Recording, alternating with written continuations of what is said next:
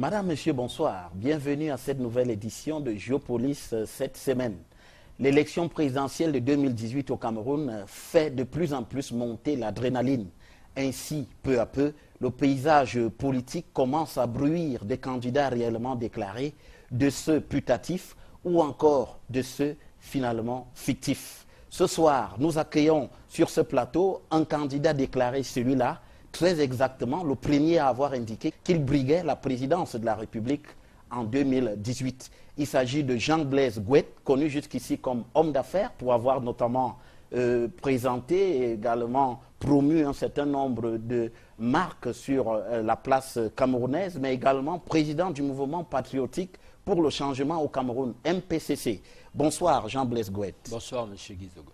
Alors, vous êtes candidat à l'élection présidentielle, cela on y viendra tout à l'heure, mais on vous appelle également Lucky Gouet. Ben, beaucoup de Camerounais me connaissent beaucoup plus sous le nom de LG, sous le nom de Lucky Gouet. Et bon, tous découvrent aujourd'hui de plus en plus qui est l'homme. Voilà, j'ai été effectivement le représentant de la marque Gold Star à l'époque au Cameroun. Et donc, c'est moi qui ai fait rentrer LG au Cameroun pendant un certain nombre d'années. Et LG, j'ai pris cette marque quand tout le monde, en fait, c'était une sous-marque à l'époque de Gold Star. Mais avec des téléviseurs et des magnétoscopes incorporés. C'était bien. Nous étions en 97. Exact. À peu près par là. Voilà. Alors, les techniques que j'ai utilisées pour faire rentrer LG au Cameroun, et en très peu de temps, vous savez, en l'espace de 2-3 ans, j'ai eu des prix, premiers prix. J'ai pris LG, la première année, j'ai fait plus de 300% par rapport à la personne qui était là.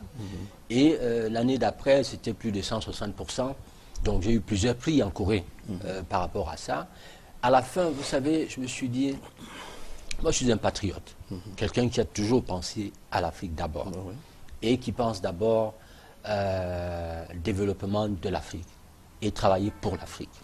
Donc je me suis dit, voilà une bonne expérience, j'ai fait cela pour les Blancs. Pourquoi ne pas le faire pour l'Afrique et pour les générations futures? Et c'est comme ça que j'ai créé la marque Lucky Gouet. Voilà, donc entre aujourd'hui, tous les Camerounais savent qu'en fait LG, Lucky Gouet, c'est moi. Voilà, c'est ça. Mais ça vous a quand même valu quelques déboires avec la marque LG elle-même. Déboires, jamais, je suis désolé. En fait, tel que je le dis si bien, vous savez, les Camerounais ont l'art de la manipulation et de la délation. Tout à fait. Voilà. Donc, comme je dis, moi, je n'ai jamais travaillé pour de l'argent. Ce que j'ai fait, ça a toujours été pour l'honneur de l'Afrique et pour les Africains. Donc, je porte une marque comme celle-ci, parce qu'en fait, il faut bien retenir qu'avec le Coréen, les Asiatiques en général, vous avez de l'argent, ils vous vendent. Vous n'avez pas d'argent, ils ne vous vendent rien du tout. Vous êtes représentant, vous travaillez pour eux. Ça veut dire quoi? Ça veut dire que vous ouvrez vos lettres de crédit, vous avez votre argent, vous achetez et vous avez l'exclusivité. Tout à fait. Et moi, j'avais l'exclusivité sur l'Afrique centrale. Donc, le Gabon, Cameroun et puis les autres pays. J'étais le représentant exclusif. Mais seulement, j'étais fier. Vous savez, c'était une très belle expérience pour moi de prendre un produit comme ça, qui est considéré comme une sous-marque, et relever ce produit pour qu'aujourd'hui, que tout le monde parle de LG. Mais seulement, comme je n'ai jamais travaillé pour de l'argent, pour moi, c'était une belle expérience. Je me suis dit, tiens, ça, c'est déjà un challenge de gagner. Je peux le faire pour l'Afrique, donc créer ma propre marque. Alors, nous sommes allés une fois dans une mission que conduisait le Premier ministre, M. Peter Mafany-Musonge, aux États-Unis. Donc, lors de cette mission, j'ai découvert que tout ce qui se vendait aux États-Unis venait en fait de Chine. Je me suis dit, mais au fait, tiens, pourquoi allons-nous continuer à faire un commerce triangulaire? Aller acheter en Europe, aller acheter aux États-Unis ce qui est fabriqué de l'autre côté. Ou encore, pourquoi devons-nous commercialiser les marques d'autres personnes? J'ai décidé depuis ce jour que je ne travaille plus pour les autres et je ne représente plus aucune marque. J'ai créé donc ma propre marque qui est en fait Lucky Gouet. Voilà, c'est ça, LG Lucky Gouet, qui en fait est un produit, une marque, un héritage camerounais. Et pourquoi pas des générations futures. Je pose cet acte aujourd'hui, mais demain, même si j'ai rien, moi, aujourd'hui, c'est pas pour moi, c'est pour les générations futures. Alors, ce concept également, Lucky Gouet a pris de l'ampleur, a marché, a pris même le dessus sur LG. Seulement, vous savez, notre pays, tel qu'il est, dès que vous demandez quelque chose, tout de suite, vous savez, c'est tout le monde qui se réveille, il va où, il fait quoi. Le Camerounais, nous sommes dans un système qui tue les efforts. Et donc, les bâtons qu'on vous met dans les roues. Moi, j'ai eu, pendant cette époque de LG, on n'a pas commencé plus loin, mais si vous voulez qu'on parle de cette époque, on en parle.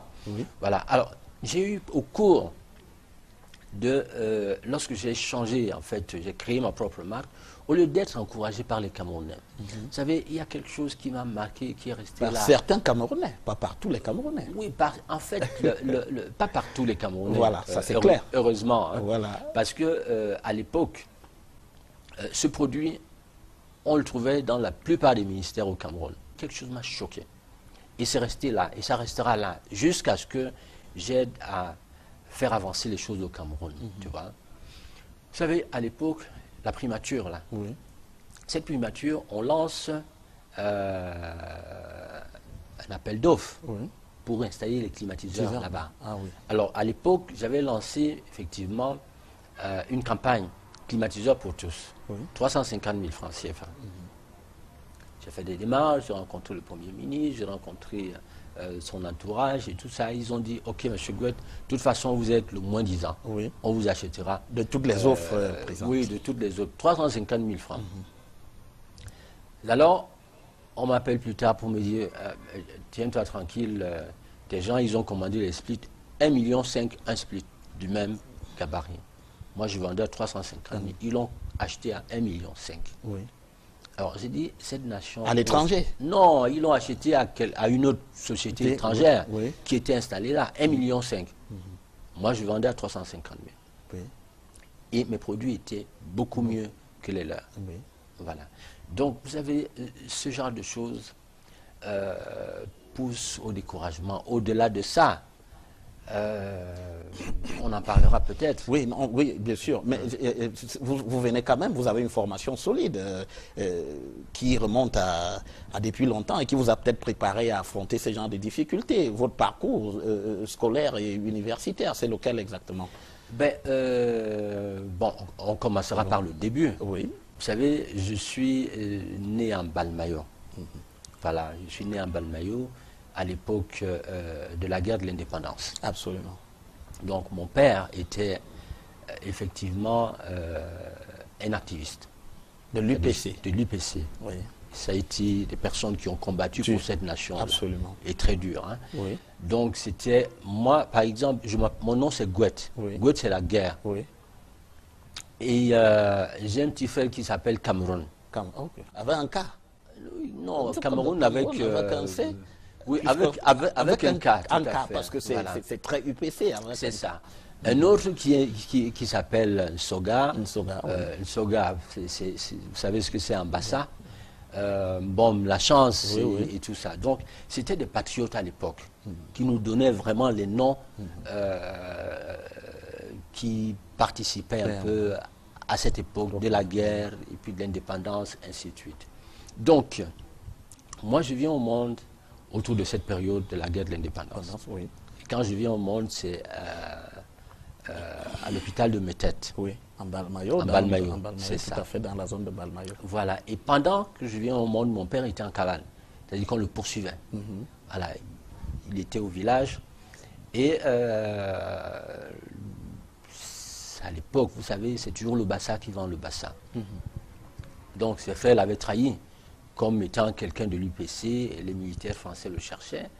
Et mon papa a dormi souvent sur un arbre. Quand ces gens sont venus, et puis à partir de là, il a eu moyen de fuir, il est parti en Balmayo. Donc là-bas en Balmayo, toujours, tu sais, à cette époque, il a fait la prison BMM, là, qui était ici au niveau du lac et tout ça. Là. Plusieurs fois, on les a arrêtés, et puis ils sont ressortis. Alors, quand je viens au monde, donc, Papa il était poursuivi en cavale. Et puis ma mère se met en travail, on l'amène, l'UPC bien organisé, on l'amène à Métède. Et je suis né là-bas à Métède. Alors, quand je viens au monde, on annonce aux militaires français qui cherchaient mon papa, la dame de cette épouse vient d'accoucher à l'hôpital de Métède. Alors, ils prennent chemin pour aller à Métède. Donc, l'UPC bien organisé était déjà au courant. Donc, on allait la chercher. Quand on la ramène au niveau de Mbalmayo, on la met dans le train, parce qu'il y avait un chemin de fer qui marchait très bien, au Télé Mbalmayo. Au Télé Mbalmayo, bien sûr. Voilà, on la met dans le train pour au Télé. Alors, le train démarre.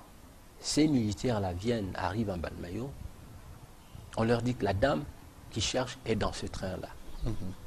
Et donc, chemin faisant, on stoppe le train plus loin. Et vous êtes avec votre mère. Elle vous porte bébé, naturellement. À peu près, je suis venu prématurément tout au à monde. fait. Et puis, tout à fait. Et les militaires français stoppent ce train. Les militaires français stoppent le train. Et là, lorsqu'elle est entrée dans le train, il y a une dame qui lui dit, Madame, est-ce que votre bébé est très beau, je peux le porter? Maman prend le bébé, elle donne à cette dame-là. Mais c'était encore un stratagème de l'UPC? Non, pas du tout. C'était vraiment pur hasard? C'était un hasard. Oui. Donc, l'UPC avait déjà fait son travail, ils ont mis la main dans le train et puis le train est parti. Et donc la dame lui dit, Madame, est-ce que je peux porter votre bébé? Ne sachant pas que les militaires venaient de l'autre côté, elle prend l'enfant et donne à la dame. On stoppe le train.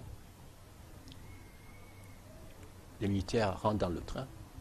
On trouve la dame avec le portant dans ses mains. Ils me prennent, ils redonnent à ma maman. Et puis on descend avec la dame et le train repart. Voilà. Donc en fait, pendant que j'étais dans le ventre de ma maman, dans le ventre de ma maman, je commençais déjà à me battre. Donc vous êtes j'entendais les bruits des armes et tout ça dans le ventre. Absolument. Et quand je sors, c'est-à-dire que je n'ai jamais été calme, jamais été depuis que je suis. Vous n'avez jamais eu de répit? Jamais de répit depuis que je suis. Depuis que vous êtes né. Voilà. Oui. Toutes les fois que je montre quelque chose, j'ai l'intention de faire ceci ou cela, les gens se lèvent toujours pour. Et tout de suite, il faut contrecarrer ce que je fais. Tout à fait. Alors, il y a cet épisode de ce train-là où on vous remet à votre mère et finalement, cette dame, on la prend pour qui? Pour celle qu'on cherchait en réalité? Cette dame, on la prend pour celle qu'on cherchait en réalité. On descend avec elle et le train continue. Oui. On n'a plus jamais su ce qui s'est passé après. Oui. Toujours est-il dit que maman est partie avec moi et puis elle est allée, on s'est protégé et puis la vie a continué jusqu'ici. Donc, j'ai grandi en Mbalmayo, je fais une bonne partie de mes études primaires en Mbalmayo. Et cours moyen 2, cours moyen... non, avant le cours élémentaire 2 et tout ça, là, je me débrouillais déjà. Je suis quelqu'un qui est né indépendant, autonome. Hein. Alors, vous savez, les pousses là, pousse-pousse là. Moi, le week-end, j'allais pousser, tu vois, pour gagner un peu d'argent. Et puis, j'allais à l'école le lendemain. Donc, j'allais porter des trucs au marché avec le pousse-pousse comme les enfants font aujourd'hui. Tout à fait. Donc, j'allais porter au marché et puis on me donnait 50 francs. 10 francs et tout ça. Et donc, après, quand je vais au collège, effectivement, au collège noir, nous étions les premiers. Collège noir de Mbalmayo. Voilà, collège noir de Mbalmayo, nous étions les premiers à inaugurer ce collège-là. Et j'étais parmi les tout premiers élèves de ce collège. Donc, à partir de là, j'allais à l'école et jusqu'à ce que j'obtienne le BPC au lycée d'Obala. D'Obala, tout à fait. Voilà. Mais entre-temps, de la 6e jusqu'en 3e, et même plus, parce que je suis revenu après au collège Djilo, continuer le secondaire. Voilà. Et donc, moi, tous les samedis, tous les week-ends, pendant toutes les vacances, j'étais le chauffeur de mon père. Il avait une poissonnerie en Mbalmayo, appelée Soga Nicolas. Donc, j'étais son chauffeur. Après, j'ai laissé le pouce parce que je suis allé en 6e. Donc, j'ai pris un comptoir chez lui. Et puis, à partir de là, j'achetais un carton de poisson. Et les week-ends, je revendais le poisson. Voilà, donc, en Balmayo toujours. Hein. Donc, mon père avait beaucoup confiance en moi. Et j'ai appris comme ça, petit à petit, depuis l'enfance, à me battre et puis à être autonome. Moi, en 6e, mes amis, c'était des professeurs. Tout à fait. Les amis n'étaient pas mes camarades. Les amis ont toujours été mes professeurs. Voilà, donc, après, je fais G2, j'ai un bac G2. Et je vais en France continuer mes études là-bas. Ça, c'est le lycée technique ici? Non, ça c'était une partie à Ndjilo, collège Ndjilo en Balmayo. Voilà, oui. Ensuite, je vais continuer en France. Oui. Et puis, donc en France, je fais gestion entreprise et comptabilité. Tout à fait. Voilà, j'ai un BTS de gestion entreprise et comptabilité. Je travaille, je vais à l'étude supérieure de commerce et d'administration. Et puis, j'ai mon professeur qui m'aimait beaucoup parce que j'étais un des meilleurs, en fait, j'étais son meilleur élève en comptabilité. Tout à fait. Voilà, après, on me trouve du travail comme chef comptable dans une entreprise, la COB, qui était une société filiale d'une société américaine. Tout à fait. Qui vendait des reins artificiels, des cœurs artificiels. Donc, là aussi, j'ai travaillé tous les jours, samedi, dimanche. Dimanche compris. C'était d'abord un stage. Oui. Mon stage, on me l'a prolongé 3 mois. Ensuite, on me l'a prolongé 6 mois. Un stage académique. Hein. On me l'a prolongé 6 mois. Et au bout de ce stage-là, j'ai été embauché comme chef comptable. Ok.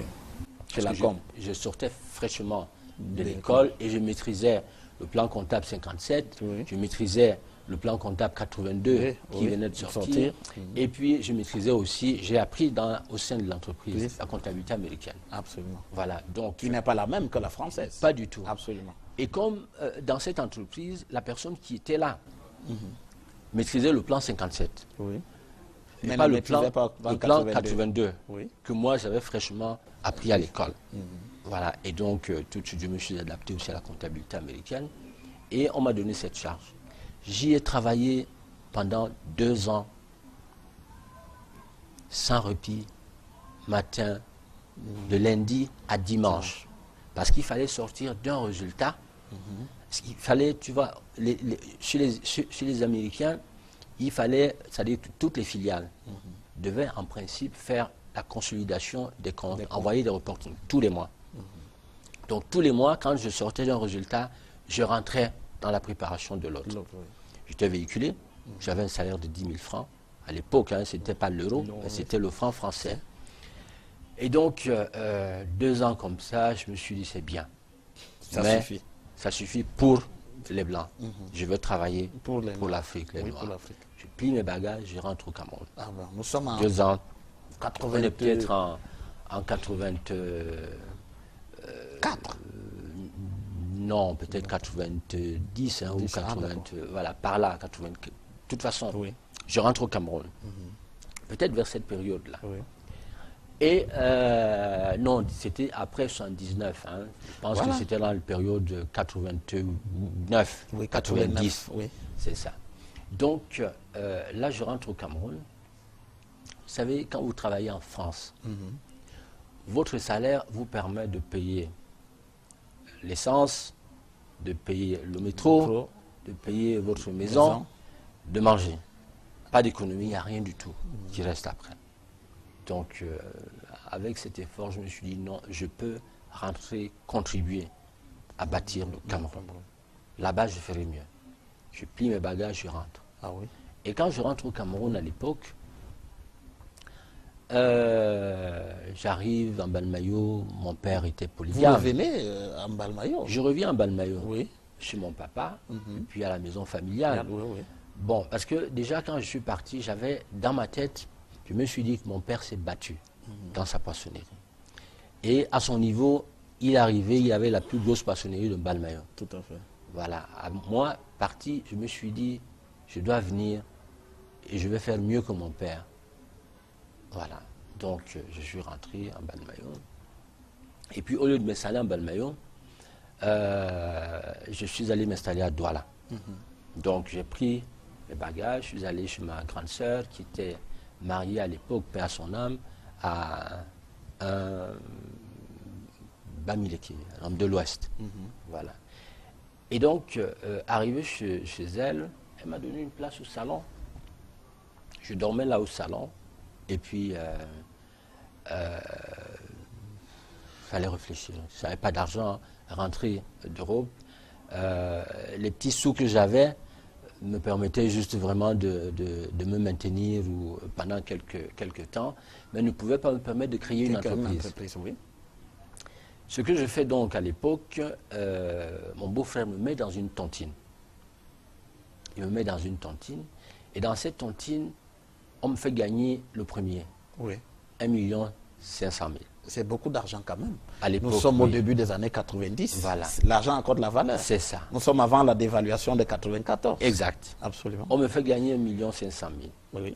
Et ce 1 500 000 me permettra d'aller à Bonhomme Sadi. À l'époque, nous étions aussi parmi les premiers à s'installer, à ouvrir cette cité de Bonhomme Sadi. Absolument. Voilà, j'ai loué une petite maison là-bas, j'ai loué un petit bureau à Akwa, et puis j'ai créé une entreprise, Congelcam. Congelcam. Congelcam. Est-ce que ça a à voir avec le Congelcam actuel? Congelcam actuel a acheté des produits chez moi. Ah bon? Voilà. Et comment ça s'est passé? Bon, déjà j'ai créé Congelcam. Alors ce que je fais, je négocie avec Unifiche, une société qui vendait du poisson à Douala. Oui. Et Unifiche, j'achetais du poisson chez lui, et moi j'étais un négociant, un revendeur. Voilà, donc j'ai fait comme ça, et j'avais, dans ma structure, j'ai créé une société d'import-export. Mais comme les moyens ne me permettaient pas d'importer, j'achetais chez lui, Chez Unifiche. et puis je revendais. Donc j'ai démarré comme ça, et jusqu'à ce que un monsieur qui s'appelait Ginesté à l'époque vient me voir, il me dit, bon, vous voulez importer? Je suis en Belgique, j'ai une société, je vends des poulets, des côtes de porc, du poulet congelé et autres. Si vous me donnez 40%, je vous livre la marchandise et le reste, vous allez payer plus tard.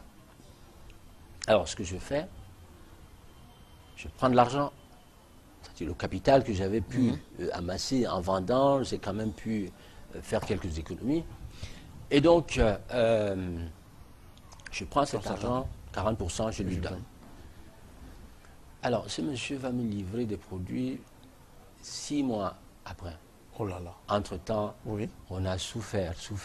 Mais toujours est-il dit que 6 mois après, j'ai reçu des produits poulet, pâte de porc et tout ça. Et Congelcam, effectivement, Foucault aussi achetait chez moi. Vous. Voilà. Ah bon. Ils ont acheté chez moi. Quand ils n'en avaient pas, ils achetaient chez moi. Donc, entre-temps, il y a un Camerounais qui a eu la chance d'être épaulé par le système, qui lui a donné des financements pour mettre en place une usine de transformation de la volaille. Le gars s'est installé pas loin de Youpoué, à l'époque.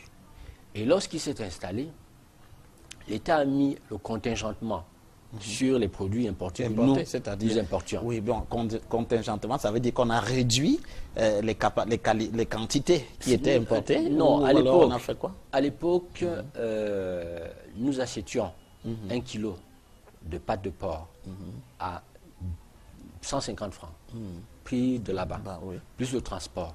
Donc ici, le produit nous revenait à peu près à 250-300 francs. Or, l'État dit, désormais, la base imposable que vous achetiez là-bas à 150 ou 100 francs, la base imposable, c'est 1000 francs. Donc, il fallait désormais payer pour 1 kilo. 1000 francs. 1000 francs. Et ça vous met en difficulté? Non, c'est-à-dire que pas 1000 francs. Il fallait payer la douane sur la base de 1000 francs. Voilà. Alors, 1000 francs, alors que tu achètes à 150 francs, et si tu achètes à 1000 francs, plus la douane, peut-être 750 francs, donc tu es obligé de vendre à plus de 1000 francs. Alors, j'avais fait venir du poulet entre-temps, de la marchandise. Et j'étais obligé, parce qu'en fait, on ne pouvait pas la vendre plus de 1000 francs. J'étais obligé de... non, j'ai importé. J'ai payé la douane à 1000 francs. À 1000 francs sur ce taux-là. Donc j'étais obligé de vendre à plus de 1000 francs. Oui. Entre-temps, les autres là, Foucault et lui là, ils continuaient à importer. Et eux, ils vendaient à 450 francs. Donc je ne sais pas comment ils faisaient pour vendre à ce prix-là. Mais alors, est-ce que le système, vous estimez que le système ne vous a pas aidé Non, moi, en fait, ce que j'aurais appris, je ne sais pas. Mais je pense qu'à l'époque, vous savez, la douane était encore un petit peu poreuse. C'est-à-dire que les gens pouvaient... Parce qu'en fait, de toute façon, ce qui est certain, je ne sais pas comment ils faisaient. Mais toujours est-il dit que moi, j'importais et je payais sur la base de 1000 francs parce que je ne sais pas faire du faux. Vous voyez. Donc, par contre, d'autres continuaient à importer 10, 15, 20 conteneurs, voire même 100 conteneurs, et ils vendaient à 450 francs ou 500 francs. Je ne sais pas quelle magie ils faisaient, mais en fait, ce qui est certain, moi, j'étais obligé, parce que si vous allez au marché, vous allez acheter là à côté à 450 francs, vous ne pouvez pas acheter le même produit à 1000 francs chez l'autre. J'étais obligé de manger mes poulets, en faire cadeau et tout ça. Et c'est comme ça que vous sortez de cette affaire-là, je sors de cette filière-là. Et vous allez où? Voilà. Je sors donc de cette filière. Pendant ce temps, entre-temps, il faut chercher quoi faire. Les économies que j'avais se sont amenuisées. Je n'avais plus rien du tout. Jusqu'à ce que,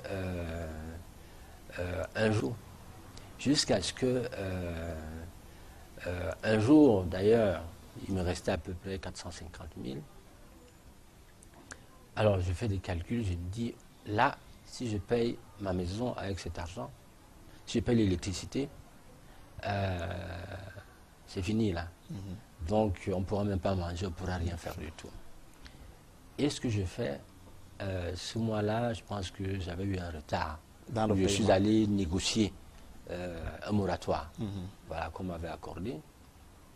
Maintenant, entre-temps, j'avais acheté Le Monde, parce que j'aimais bien lire Le Monde à l'époque. Journal Le Monde. Voilà, j'aimais lire Le Monde à l'époque.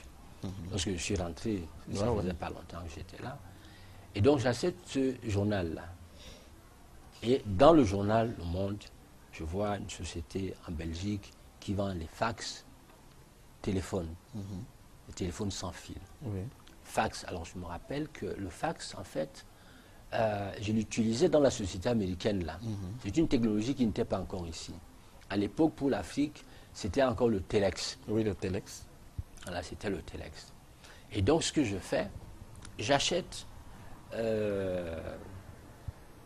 le fax, il me le vendait peut-être à 150 francs, 150 000 francs. Un fax. Et ce que je fais, j'achète, je recommence. C'est-à-dire que là, je dis, si je ne commence par une autre affaire, je vais mourir. Oui, tout à fait. Donc, je recommence à zéro, avec un fax et un téléphone que j'importe. Et donc, là, je suis... même les bureaux, j'étais obligé de les libérer.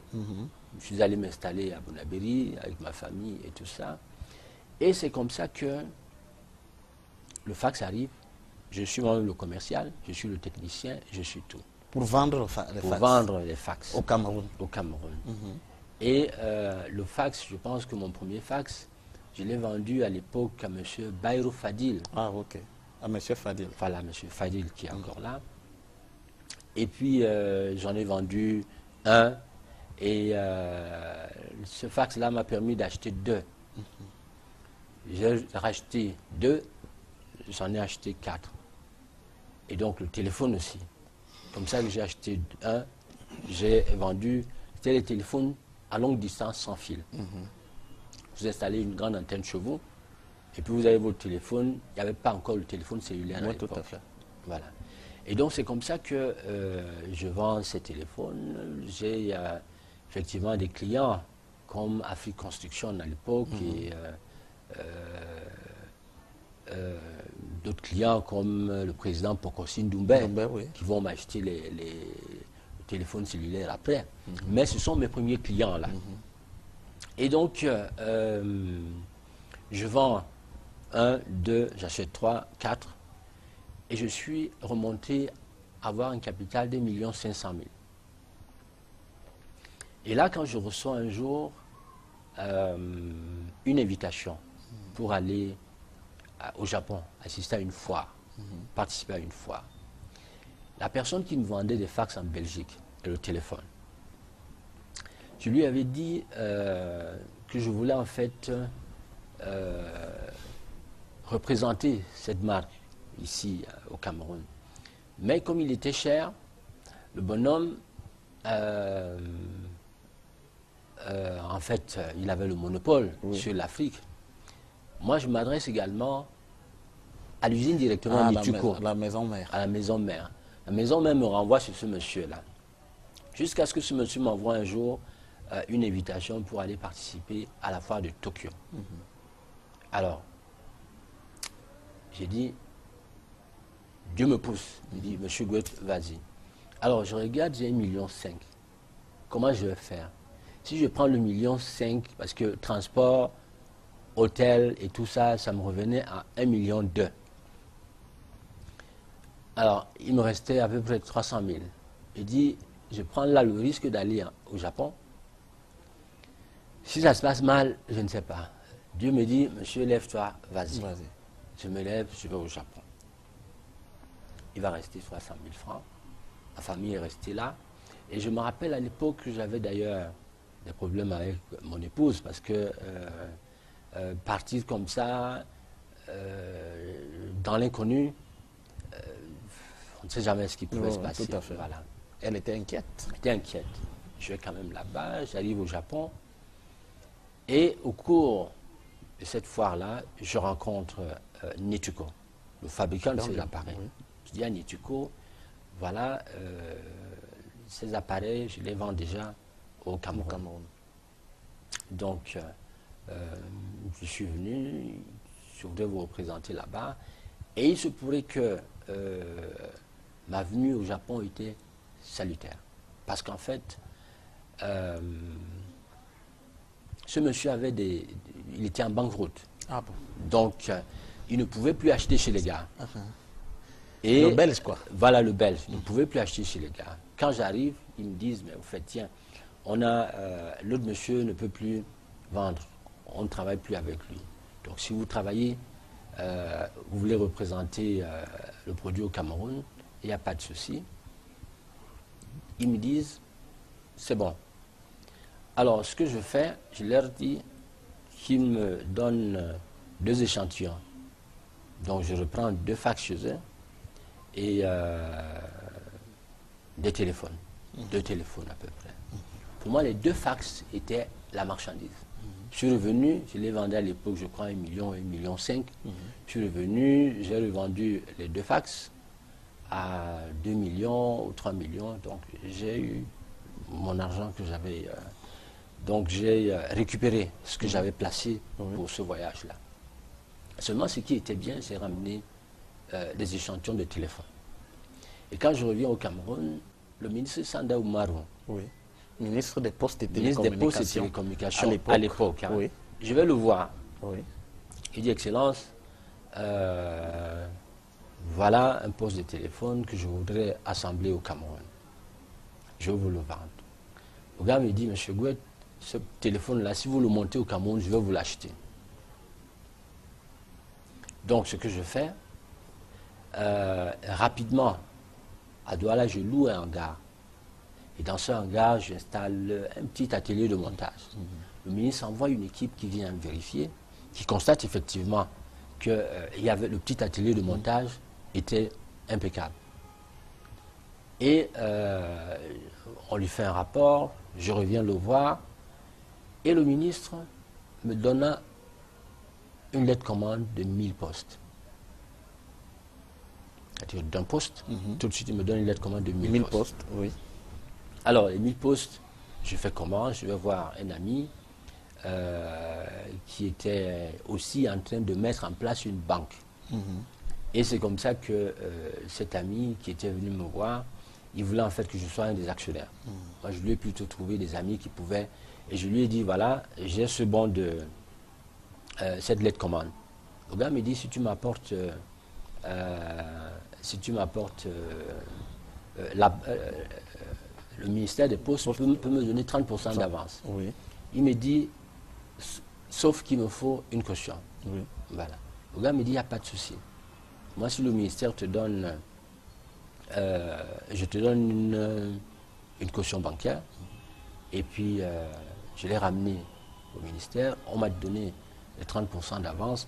Le gars, c'était sa première lettre commande de cette banque-là qu'il ouvrait. Avec... mais là, c'était aussi un sacré coup de main de la part du gouvernement, quand même. C'était un sacré coup de main. Et ça vous a permis aussi de faire d'autres affaires par la suite? C'est vrai que cette expérience m'a donné non seulement une notoriété, a montré également mon sérieux au Cameroun. Et à côté de ça, LG est venu me voir à partir de ce téléphone-là. Oui. LG me dit, bon, monsieur Gouet, monsieur le Président, là, on constate que vous êtes... on a fait des recherches, on a trouvé que vous étiez l'homme qui pouvait nous représenter au Cameroun. Est-ce que vous pouvez prendre nos produits? Parce qu'il y avait un Indien qui représentait LG à l'époque ici et qui ne faisait pas affaire avec eux. Donc, j'ai accepté. Et c'est comme ça que je suis parti, donc, à partir de ces téléphones, à la représentation de LG, que je laisse effectivement, après, suite à la méchanceté, c'est ce que je dirais, de certaines personnes. À la méchanceté de certaines personnes, c'est-à-dire qui, quand je lance, ils voient que Goethe avance avec tout ça. Et chez nous, en principe, lorsque vous n'êtes pas dans des systèmes, vous êtes une personne qu'on doit forcément éliminer. Hein. Et c'est comme ça que un jour, je lance une campagne sociale lutte contre la pauvreté. Parce que tous les 3 mois, j'avais introduit au Cameroun, tous les 3 mois, je prenais un produit, réfrigérateur pour tous, à un prix. Je le mettais au prix à la portée de tout le monde. Et le 3e mois, je lançais une autre opération, climatiseur pour tous, ainsi de suite. Donc, ça gênait un peu, c'est-à-dire cette notoriété et cette montée rapide de Lucky Gouet aussi, jusqu'à ce qu'il monte un coup. Et lequel coup m'a amené complètement à laisser tout tomber, à bâcler et à me dire au Cameroun encore, plus jamais. Et plus jamais. Oui, dans les affaires. Dans les affaires, justement. Et, donc, et c'est comme ça que vous créez le MPCC? Non, je vais d'abord, c'est-à-dire que quand je décide, les impôts viennent fermer, parce qu'ils voulaient un recouvrement de 3 millions de francs. C'est un recouvrement. Hein. C'est-à-dire que vous déclarez vos impôts, on vous dit de payer telle somme, vous avez payé, et il reste seulement 3,5 millions. Ils viennent un matin, je n'étais pas là, ils disent à ma secrétaire, bon, on nous a envoyé votre prix. Et ils savaient que je n'étais pas là. En fait, c'est toujours des gens qui sont derrière vous, voyez, qui envoient. Ils savaient que je n'étais pas là. On envoie quelqu'un, le président, à 8 heures. Je lance une campagne sociale qui démarre le même jour. CRTV, Canal 2, dans tous les médias, presse, ainsi de suite. On nous a envoyé venir recouvrir de l'argent. Soit vous payez ou on ferme. On m'appelle 8 heures. Hein. J'étais en France. On me dit, voilà, les gars des impôts sont là. Ils veulent que vous payiez. Si on ne paye pas, ils disent qu'ils ont pour instruction de fermer. Vous faites de la publicité. Pendant ce temps, les gens viennent au magasin. Quand ils viennent, c'est des scellés qu'ils trouvent. Ouais. Et pour moi, c'était en fait un coup de poignard. Ce que j'ai fait, j'ai dit, je vous emmerde, je vous laisse tout. J'avais importé pour cette campagne-là plus de 200 millions de francs de marchandises. J'avais des marchandises en stock. J'ai dit, vous avez fermé, même si c'était pour une seule journée, pour moi, c'est un coup de poignard. C'est comme ça que je laisse tout. Je dis, merde, je m'en vais, je vais m'installer en France. Pendant donc cette traversée de désert en France, je m'inscris en 3e cycle au centre d'études diplomatiques et stratégiques. Et puis je vais faire des formations à l'école de guerre. Je vais au GI, au GMI, Groupement mobile d'intervention rapide de France. Et puis, entre-temps, j'ai créé là-bas en France également une société que je mets en place.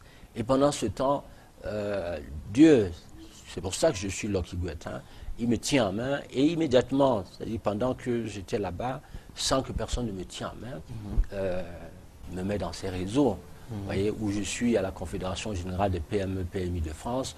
On me prend, on me donne les responsabilités de directeur à l'international.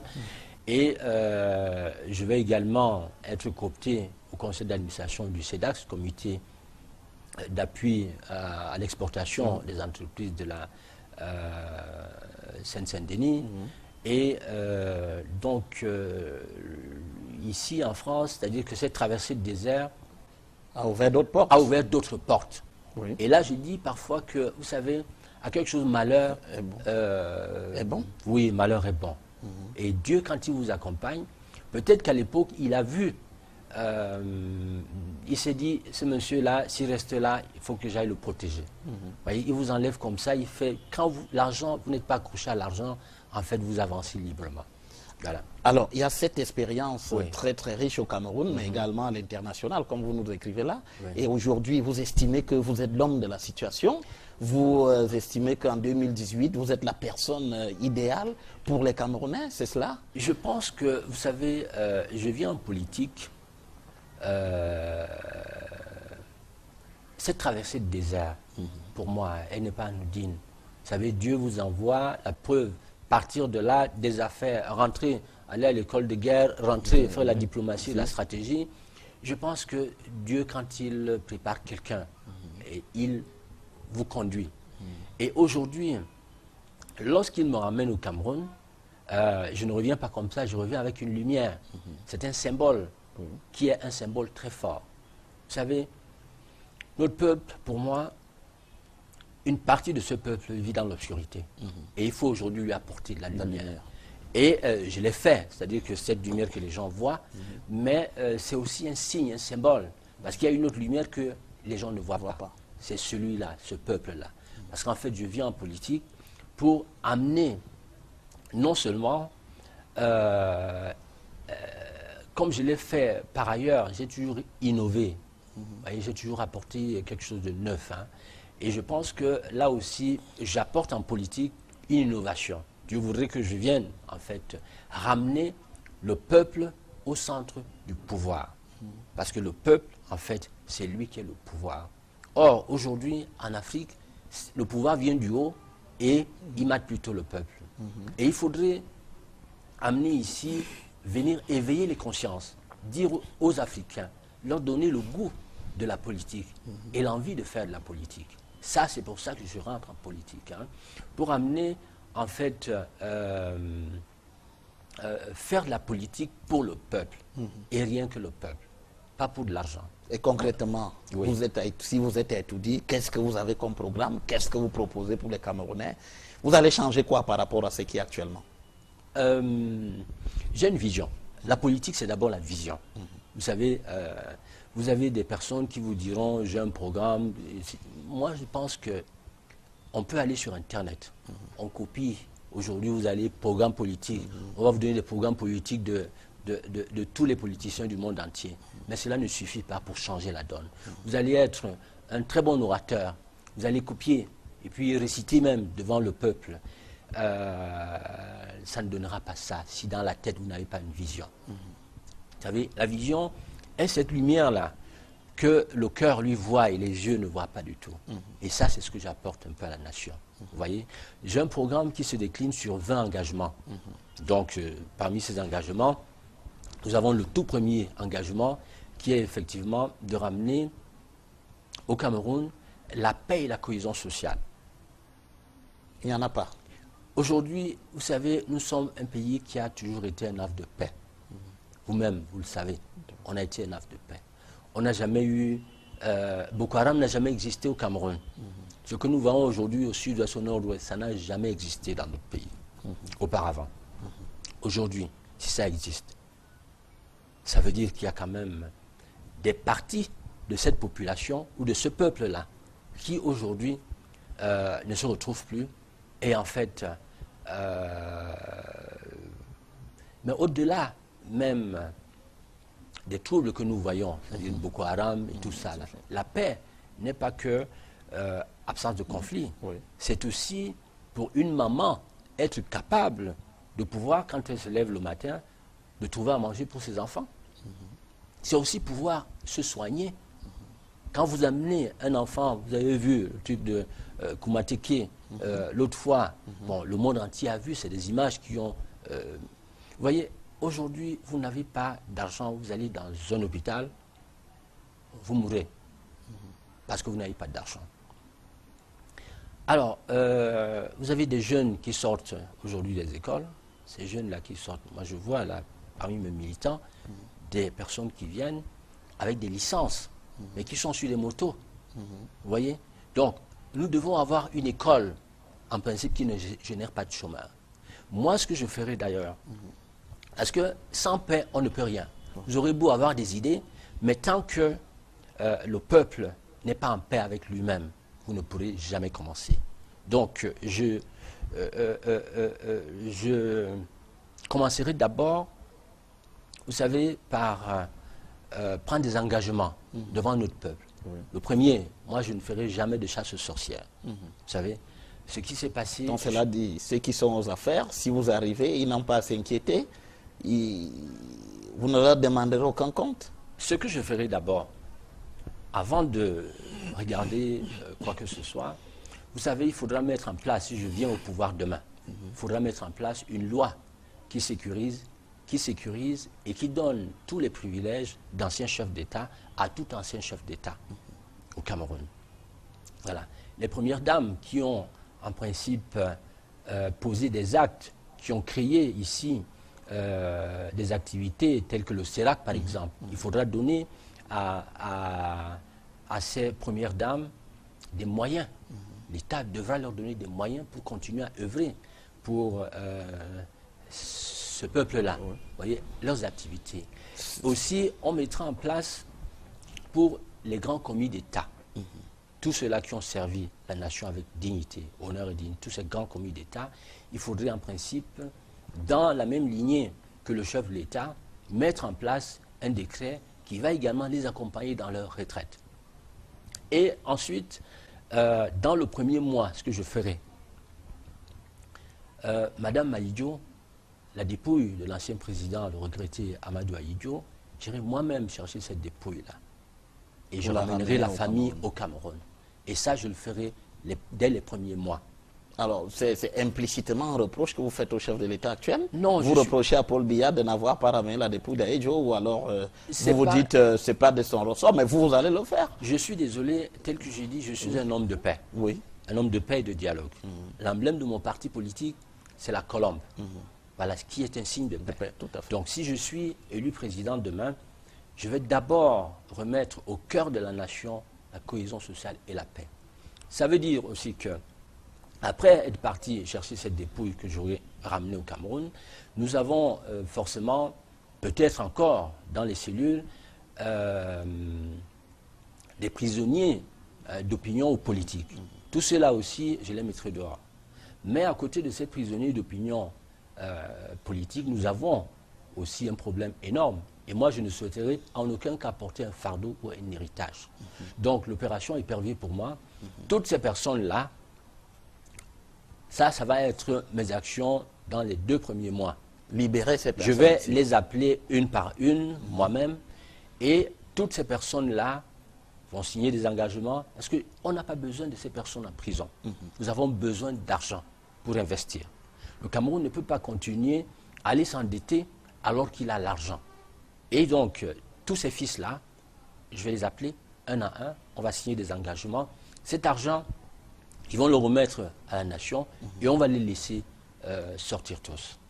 Mais vous avez également dit, je me souviens il y a quelques jours, quand vous déclariez votre candidature officiellement, vous avez dit que l'accident du train des ECA, vous restez en quelque sorte en travers de la gorge. Il faudrait que Bolloré investisse mieux, plus, ou alors qu'il soit beaucoup plus... vous allez taper sur les doigts de Bolloré? Au-delà de Bolloré, oui. Parce que c'est un vaste programme, les 20 points que nous avons. Vous voyez, au-delà de Bolloré, je vais en principe renationaliser certains secteurs d'activité. Oui. Parce que pour moi... Comme lesquels? Il y aura forcément le réseau ferroviaire dont vous parlez.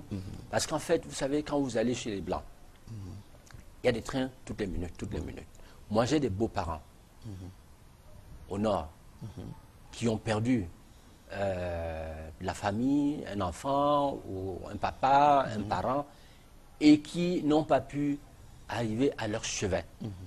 Parce qu'il n'y avait pas de train, parce qu'il n'y avait pas d'avion. Et je trouve que dans un pays civilisé, ce n'est pas normal. Donc, avant Bolloré, on a eu un chemin de fer qui, tant bien que mal, a quand même fait son chemin et a tourné. Ce chemin de fer-là, nos parents y ont laissé leur vie. Moi, je viens du pays Bassa. Et nos parents, là, sur ce chemin de fer, depuis 60 ans, ils sont morts là. Ils sont morts en travaillant. Voilà, en travaillant là-bas. Tout à fait, notamment colonisation allemande, colonisation française également. Voilà, et aujourd'hui, je pense qu'il faut honorer leur mémoire. Honorer leur mémoire, ça veut dire que on ne peut pas faire la vitesse sur ce chemin de fer qui date de 60 ans avec des trains d'aujourd'hui. Donc, soit Bolloré va être obligé de mettre sur la table un programme d'investissement sur les 6 mois et nous rassurer qu'il mettra un train à 2 rails pour que les Camerounais puissent dignement se déplacer. S'il ne peut pas le faire, dans ce cas, l'État a des moyens de donner des cautions. Et on peut donner effectivement tout genre de crédit à l'État. Et moi, je m'engage à mettre sur cette voie un train à double rail. Voilà, donc il y a ce secteur. Nous avons aussi le secteur électrique que vous connaissez. L'énergie. Voilà, l'énergie. Alors, ce que je trouve aberrant, et c'est pour ça qu'il faudrait à la tête de la nation un gestionnaire. Voilà, un homme qui, au-delà de la tête de la nation, bien sûr, parce que même, je ne peux pas comprendre pourquoi l'État va financer la production des barrages. On prend de l'argent, on investit Meuvelé, Lompanga, Mekin, et ainsi de suite. C'est l'État qui achète, qui prend des crédits et réalise ces investissements-là. Une fois que l'État a réalisé des investissements, je ne vois pas pourquoi l'État ne peut pas vendre son énergie lui-même. Il prend l'énergie, il donne à quelqu'un d'autre qui, lui, n'est là que pour vendre. Toi, tu produis et tu prends tout, tu donnes à quelqu'un d'autre. C'est lui qui vend et il encaisse 55% de ce que toi, tu produis. Est-ce que c'est normal? Je ne trouve pas ça normal. Donc, il faut reprivatiser. Je vais renationaliser ce secteur-là. Voilà, je vais le renationaliser. Donc, nous avons le secteur d'eau, nous avons également le secteur, une partie du secteur transport, qui, pour moi, sont des domaines qui relèvent de la souveraineté de l'État. On a aussi les télécommunications. Vous vous rendez compte que si on laisse les télécommunications dans les mains des étrangers ou dans les mains des investisseurs privés, on peut à tout moment, au Cameroun, créer, si vous voulez, un chaos et un coup d'État. C'est facile. Donc, je pense qu'il y a des secteurs que l'État devrait contrôler. Donc, il faut diminuer le poids de quelques partenaires, quels opérateurs, quelques-uns de la téléphonie mobile. Vous envisagez quoi concrètement? Diminuer leur poids. Nous avons, par exemple, Camtel. Oui. Voilà. Vous voyez? Donc, en principe, Camtel aujourd'hui, qui produit produit ou distribue la fibre optique à toutes les autres entreprises. Pourquoi devons-nous investir et laisser les autres gagner de l'argent? Non, je pense qu'il faut avoir un État fort. Un État fort aussi, c'est avoir des secteurs de souveraineté qui sont forts et protégés. Et donc, moi, c'est un peu ça. Voilà, c'est un peu ça. Au-delà de ça, il faudrait également promouvoir l'entrepreneuriat. Vous voyez? Moi, j'ai travaillé au CEDAX, là, comme membre du conseil d'administration. Et l'expérience que j'ai, en fait, de ce qui se passe en Europe, de ce qui se passe chez les autres. Je crois que ce qui marche bien chez les autres, il faut qu'on apprenne. Marcher chez nous. Ça doit marcher chez nous. Vous voyez? On ne doit pas seulement être une nation qui, en fait, dans laquelle aujourd'hui, vous savez, quand je vois, vous-même vous le disiez tout à l'heure, que j'ai été le seul candidat déclaré officiellement. Et lorsqu'aujourd'hui, vous savez, les médias font la promotion de certaines personnes qui vont sur Internet, dans leur maison, et puis déclarent la candidature, je dis qu'il faut quand même qu'on ait un pays sérieux. Il faudra que nous ayons des valeurs, il faut qu'on ramène au centre de la nation l'éthique et la morale.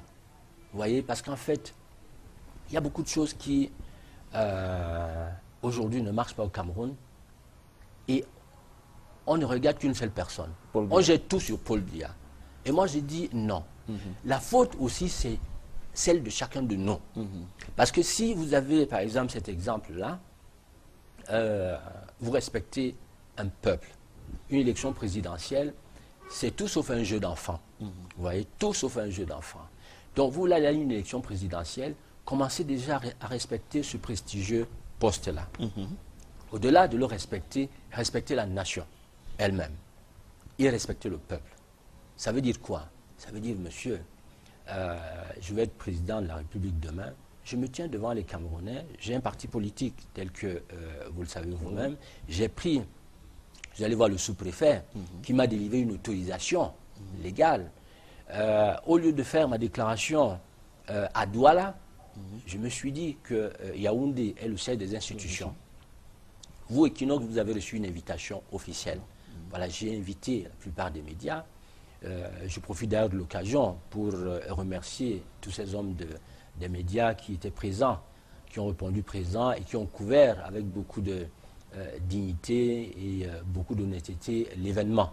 Parce qu'il y avait la CIR TV qui a fait un très bon rendu, il y a vous-même, Equinox qui avait fait un bon rendu, il y a Canal 2 qui a fait un très bon rendu, il y a également STV et il y a d'autres chaînes, LTM.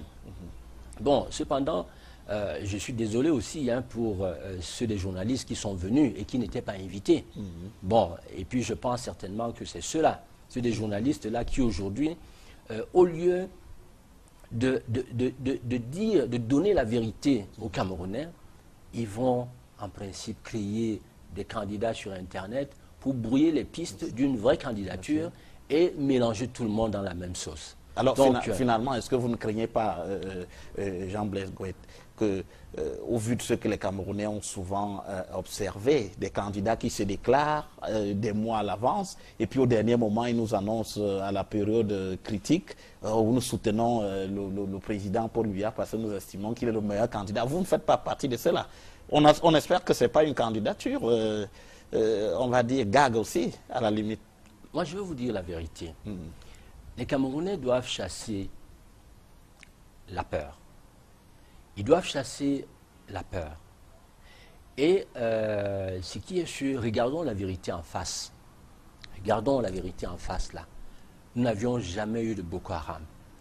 Nos frères anglophones, là, ils vont certainement peut-être pas défiler, là. John Frundi vous a dit qu'il n'allait pas, il a annoncé, j'ai lu comme tout le monde, qu'il n'allait certainement pas participer au défilé. Mais moi, en homme politique, je le comprends. Et je pense qu'il a, il a raison de prendre cette position-là. Raison pourquoi? Parce qu'en fait, vous savez, le fief, ce fief-là a été son fief depuis toujours.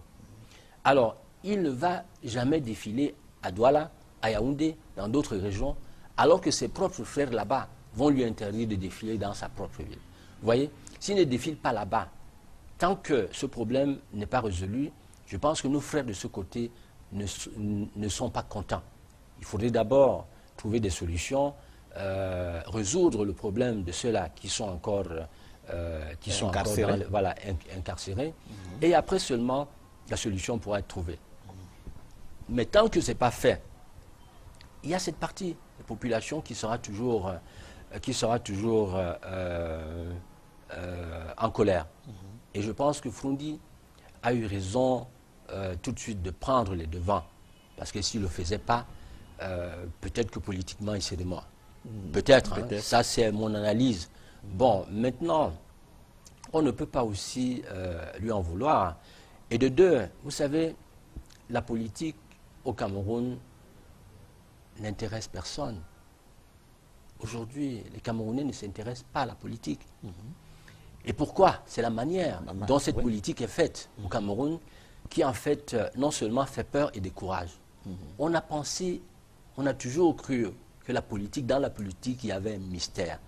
Vous savez que c'était quelque chose des sectes ou bien je ne sais pas, ou encore que la politique était réservée à une certaine classe de personnes, ou encore qu'il y avait un certain mystère dans la politique. Mais la politique, c'est quoi? La politique, c'est vous, c'est moi, c'est lui, c'est nous tous, la politique. Donc, je pense que les Camerounais doivent en fait, les Africains en général, doivent se dire aujourd'hui que si les Européens sont arrivés là, jusqu'à ce que Macron soit élu, ils l'ont fait dans la démocratie, ils l'ont fait dans la transparence, ils l'ont fait... Macron s'est préparé depuis des années. Pour qu'il arrive là, il n'est pas arrivé là, il ne sort pas des bancs d'école comme d'autres ici, là. Il est encore à l'école et il pense qu'il peut devenir ministre. Moi, j'encourage les jeunes qui, en fait, ont une ambition. Parce que le parti politique que j'ai créé, le MPCC, c'est un parti pour les jeunes, leur donner l'occasion de s'intéresser à la politique. Et demain, en fait, avant de partir, avant que je ne meure, ou même venir dans cette politique comme Mandela, ça c'est mon ambition. Hein. Donc je voudrais venir en politique comme Mandela et partir comme Mandela. Absolument. Ça veut dire qu'il faut aujourd'hui venir recentrer les choses, remettre tous les Camerounais ensemble. Aujourd'hui, de plus en plus, on tend à être divisé. Et je souhaiterais... Vous savez,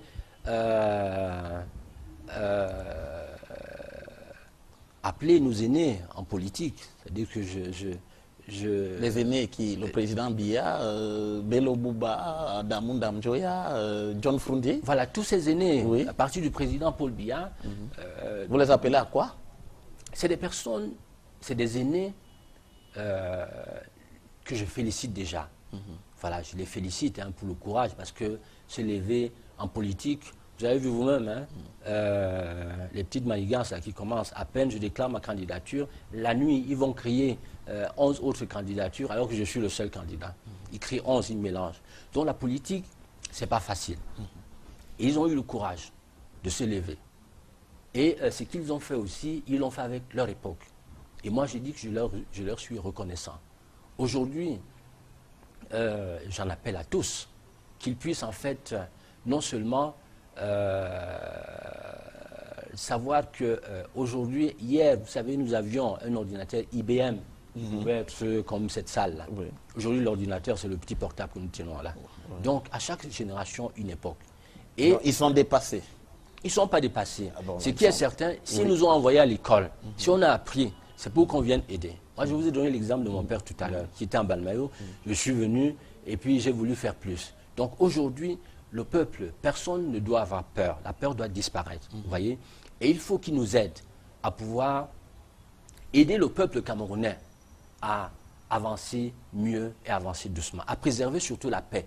Parce qu'en fait, ce qui est en train de pointer à l'horizon, si on ne fait pas attention, il y aura un clash. Et je pense qu'il faut aujourd'hui des hommes, des enfants qui aiment la paix, comme moi, qui peuvent en principe venir au centre. Je viens donner la place à chaque Camerounais. Je viens dire à tous les Camerounais qu'ensemble, dans ce mouvement nouveau, nous pouvons tous faire et on attend chacun. On attend chacun. On attend ceux qui sont là, on attend ceux qui sont à l'extérieur, on attend tout le monde. Et la nation aujourd'hui voudrait que nous tous, nous puissions revenir et qu'on se mette autour d'une même table, qu'on repense un nouveau Cameroun. Et ce nouveau Cameroun, c'est une nouvelle génération que nous autres, nous incarnons, ou que j'incarne. Et donc, je souhaite que aussi bien le président de la République que tous les autres qui nous facilitent, qui facilitent aux Camerounais l'œuvre qui doit se poursuivre. Parce que cette œuvre ne peut pas seulement se poursuivre. Mais sans eux, qui doit se poursuivre sans eux. Avec eux. Parce que moi, je vous dis avec eux. Parce que moi, je souhaiterais bien, vous savez, aller demain à Vomeka, voir le président et lui dire, Monsieur le Président, venez m'aider à Yaoundé. Ça me dépasse. Comment vous avez fait hier quand vous étiez là? Parce qu'en fait, mais vous les envoyez quand même à la retraite là. Ces aînés sont des bibles. Et si vous ont dit qu'ils voulaient à la retraite? Non, je suis désolé. Vous savez, il faut aujourd'hui que, par rapport à ce qui est en train de pointer à l'horizon, vous savez, il faudrait qu'on mette en place une élection qui soit démocratique. Et si on met... Non, même à un tour. Oui. Moi, j'ai dit même à un tour parce que les Camerounais aujourd'hui, beaucoup dans les coulisses, tous dans les coulisses, il n'y a pas un seul. Dans les coulisses, même dans le système là, ils se posent la question, est-ce que le président va se représenter? Est-ce qu'il va se représenter? Est-ce qu'il ne va pas donner à tel ou tel dauphin? Il y a beaucoup de dauphins qui sont là, qui attendent. Mais ces dauphins aussi ne peuvent pas que viser le poste de président. Ils sont là, ils sont assis sur... ils ont de l'expérience, j'aurai besoin d'eux demain. Et donc, moi j'ai dit qu'on peut gérer la nation tous ensemble. C'est-à-dire que ils auront à m'apprendre beaucoup de choses. Moi, je veux apprendre, vous voyez, et je ne peux pas apprendre sans eux aussi. Il faut effectivement qu'ils nous tiennent en main, parce que le président de la République est une Bible. Nous avons eu coutume en Afrique, depuis des décennies, des coups d'État. C'est-à-dire que quand un président part, il va terminer ses jours à l'extérieur. Moi, j'ai dit non, il faut que ça cesse, que ça se termine là. Donc, il faudrait d'abord commencer par mettre en place une élection à 2 tours. On met en place une élection à 2 tours. Au-delà de cette élection à 2 tours, un président devrait en principe avoir 2 mandats de 5 ans, pas plus. Moi, je viens pour un mandat de 7 ans. Et après les 7 ans, si on a réalisé tout ce que nous avons, tout le projet là, c'est-à-dire les 20 engagements, je pars après les 7 ans commandés là et je laisse les autres continuer. Il faut faire revenir toute la diaspora au Cameroun. Vous savez, un Camerounais qui a une double nationalité perd la nationalité camerounaise. Or, c'est des intellectuels, c'est des cerveaux que nous avons là-bas. Et toutes ces personnes, en principe, doivent revenir mettre les mains pour qu'on construise ensemble la nation. Et moi, j'ai besoin de tout le monde pour faire ensemble la politique autrement au Cameroun. Et dans un grand mouvement qu'est le MPCC. Absolument. Alors, vous parliez tout à l'heure d'Emmanuel Macron, 39 ans, président de la République, le plus jeune depuis Napoléon en France. Et puis, on vous a vu dans votre parcours, vous avez des entrées en France également. Elles vous seront utiles. J'ai eu l'occasion de vérifier que vous avez beaucoup côtoyé la droite, plus que la gauche. Vous avez des acquaintances à droite, puisqu'on vous voit en compagnie de Anne-Marie Drac, qui pourrait d'ailleurs venir dans le gouvernement Macron. On vous voit avec Brice Hortefeux, on vous voit avec, bien sûr, d'autres, Olivier Stirn, d'autres personnes. Donc, beaucoup plus à droite qu'à gauche, c'est cela, pour ce qui concerne la France. C'est vrai que j'ai également beaucoup d'amis, hein, vous savez, à gauche. Manuel Valls. Bon, mais la France, vous savez, pendant ma traversée de désert, je suis arrivé à l'époque où Sarkozy était au pouvoir. Donc Sarkozy m'a accueilli, il m'a donné le RMI. Et donc, chemin faisant, avec Madame Anne-Marie Drac, j'avais été mis effectivement dans l'une des missions qu'effectuait le gouvernement français, aussi bien en Côte d'Ivoire qu'au Ghana. Donc j'étais membre de cette mission-là, avec tous les grands groupes, c'est-à-dire les responsables de tous les grands groupes français, Total, Bolloré et puis tous les autres. Mais je profite de cette antenne pour féliciter le président Emmanuel Macron, parce que c'est un jeune qui a prouvé qu'en fait, rien n'est impossible. Il suffit d'être engagé. Et lorsque vous êtes engagé, quand vous êtes sincère dans votre démarche, le peuple vous suit. Et donc, aujourd'hui, c'est cet exemple, en fait, qu'il faudrait que... Il a de l'expérience. Il ne s'est pas levé comme ça, Emmanuel Macron, pour dire « je veux devenir président ». Non. Il a écrit des livres. Il a été banquier. Il a fait ci, il a fait ça. Moi, je suis un homme d'affaires. Lui, il a été banquier. C'est à peu près, aujourd'hui, dans le monde, le même profil. Vous voyez, quand vous regardez, aussi bien... au Bénin, oui, avec Patrice Talon. Patrice Talon. C'est un exemple que vous citez beaucoup, Patrice Talon. C'est le nouveau modèle que vous espérez pour l'Afrique? Moi, je pense qu'il y a un vent mondial. Et ce vent mondial qui est en train de tourner voudrait forcément que l'Afrique soit gérée par ceux-là au moins qui ont eu à gérer des entreprises, tant bien que mal, mais qui ont une expérience. Vous savez, tel que je vais vous donner l'exemple tout à l'heure, je ne peux pas comprendre pourquoi nous pouvons aller emprunter de l'argent. C'est des dettes que nous allons laisser sur la tête des générations à venir.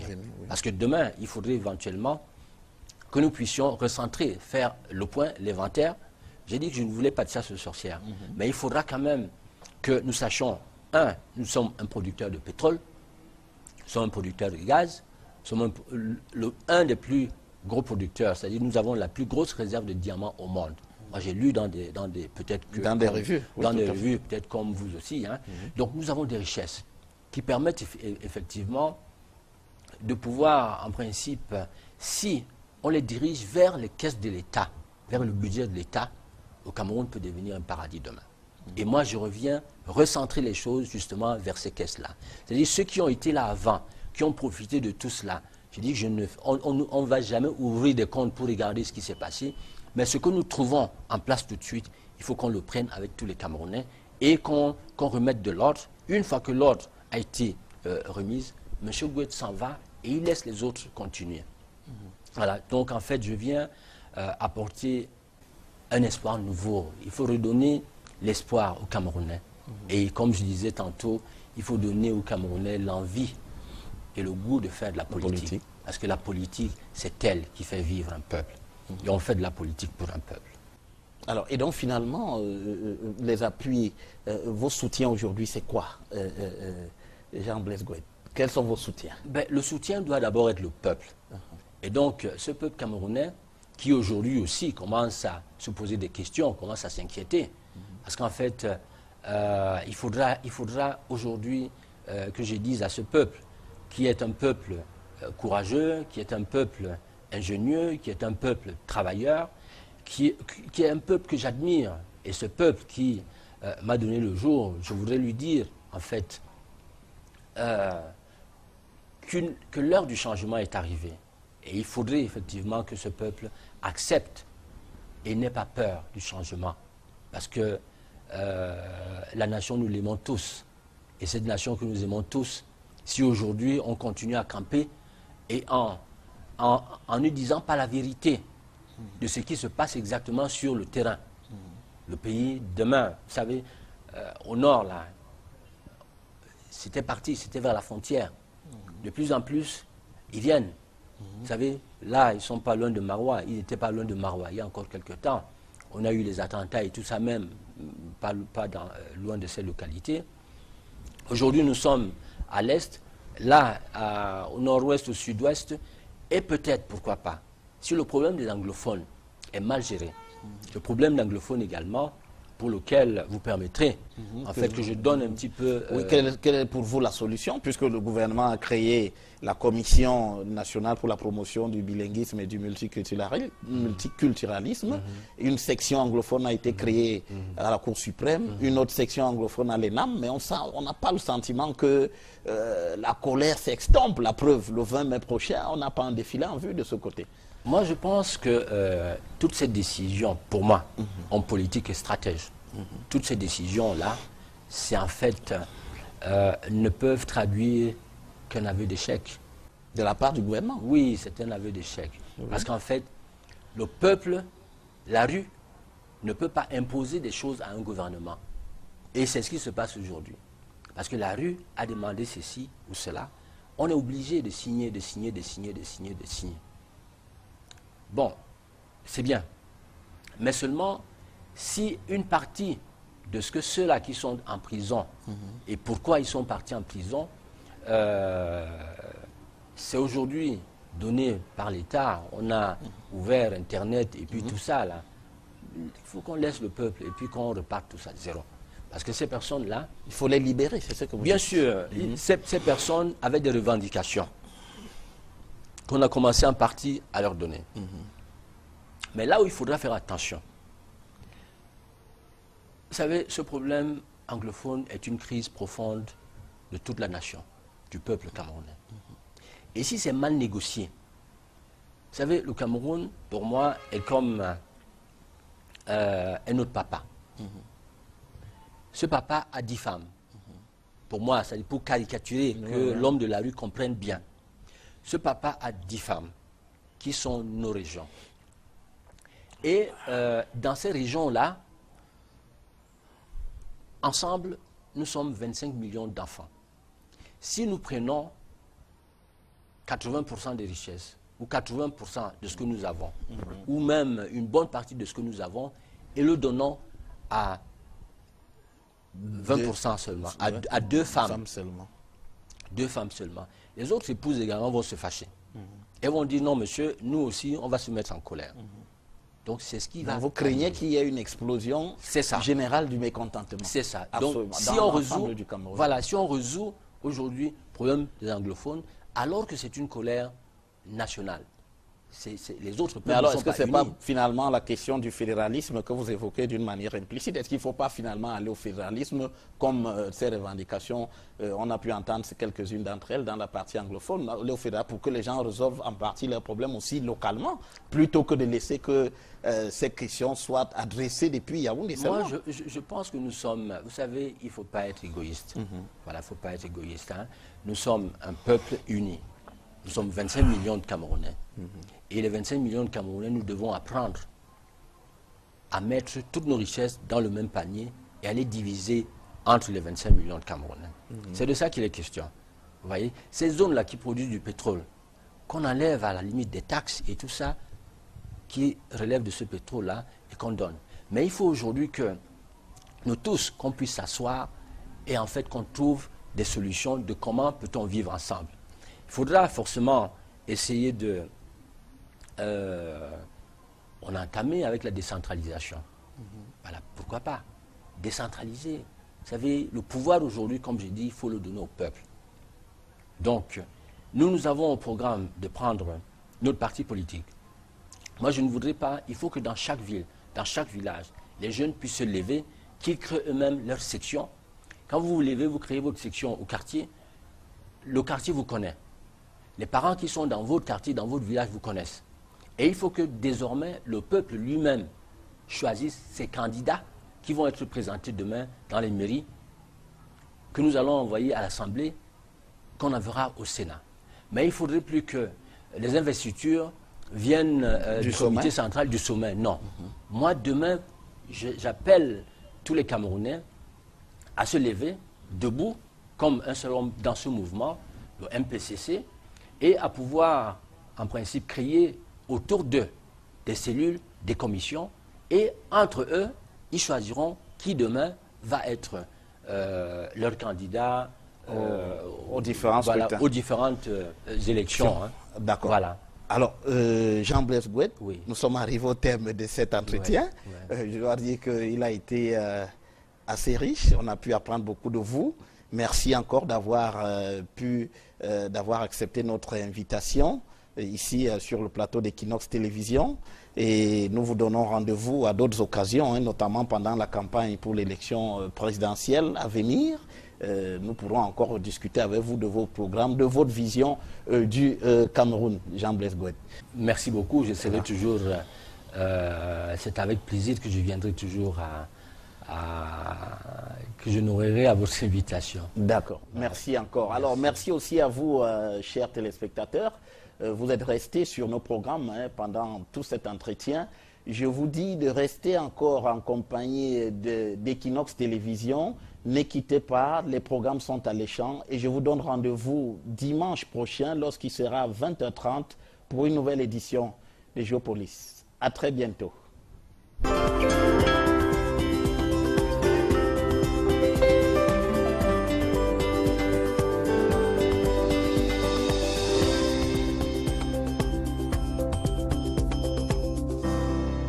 L'Afrique, les Noirs.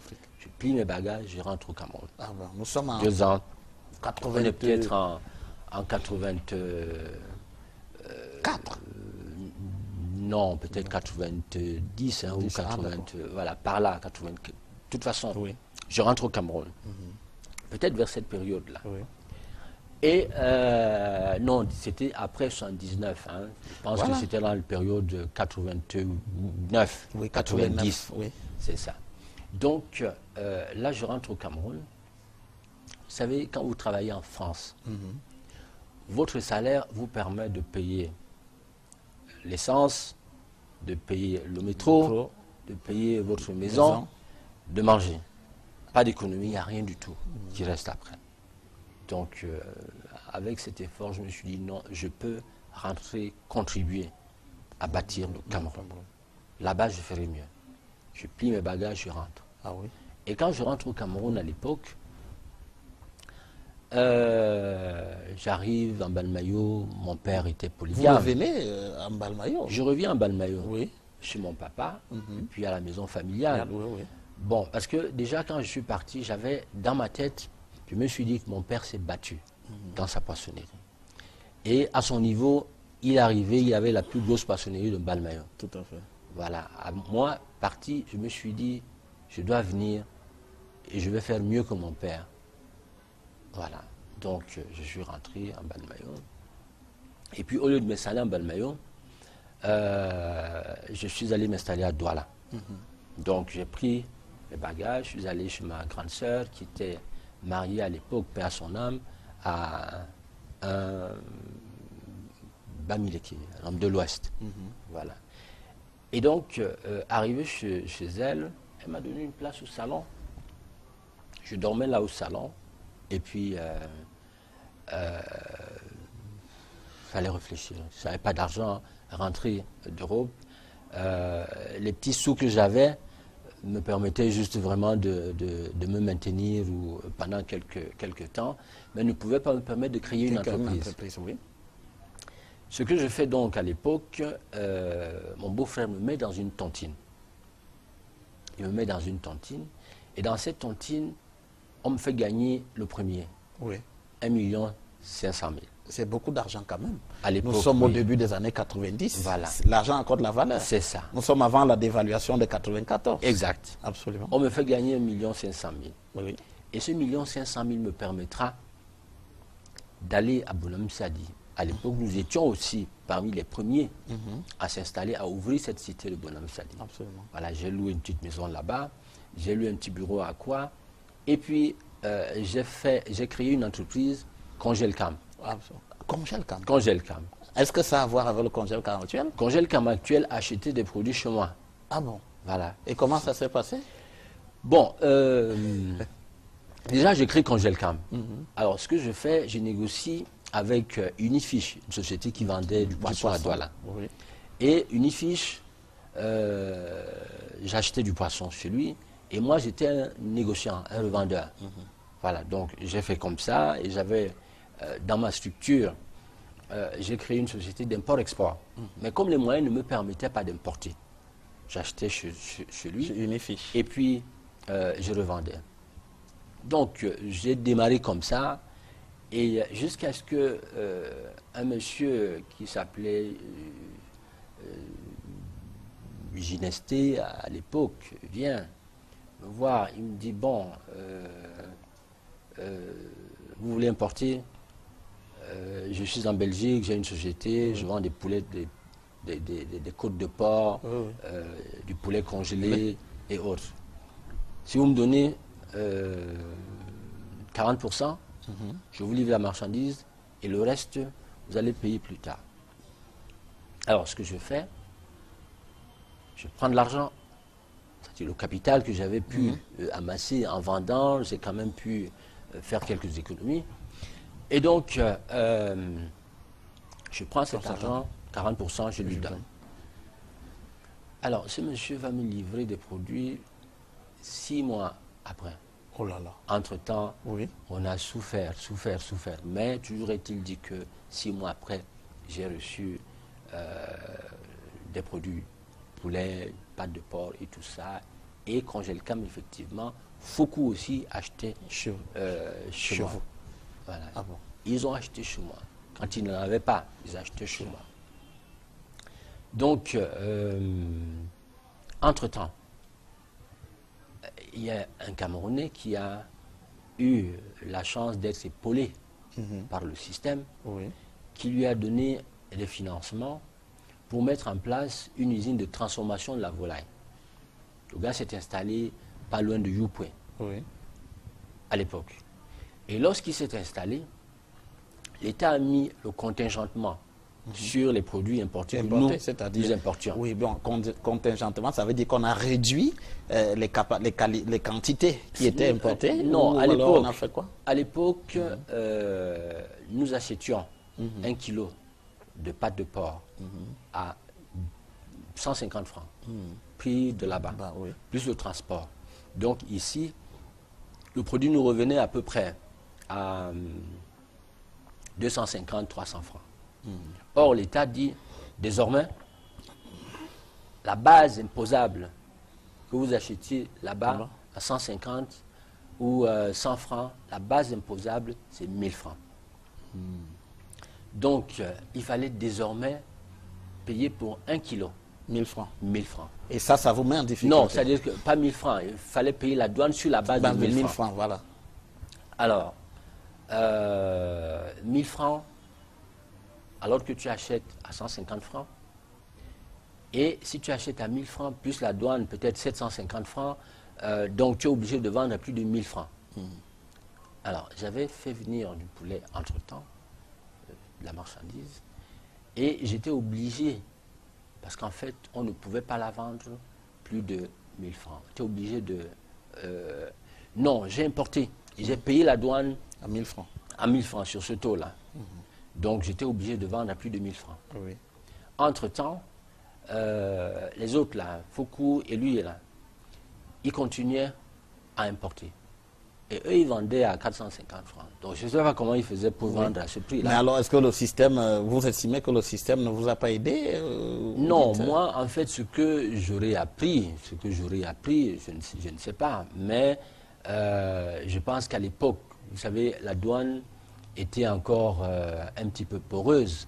C'est-à-dire que les gens pouvaient... Parce qu'en fait, de toute façon, ce qui est certain, je ne sais pas comment ils faisaient. Mais toujours est-il dit que moi, j'importais et je payais sur la base de 1000 francs parce que je ne sais pas faire du faux. Vous voyez. Donc, par contre, d'autres continuaient à importer 10, 15, 20 conteneurs, voire même 100 conteneurs, et ils vendaient à 450 francs ou 500 francs.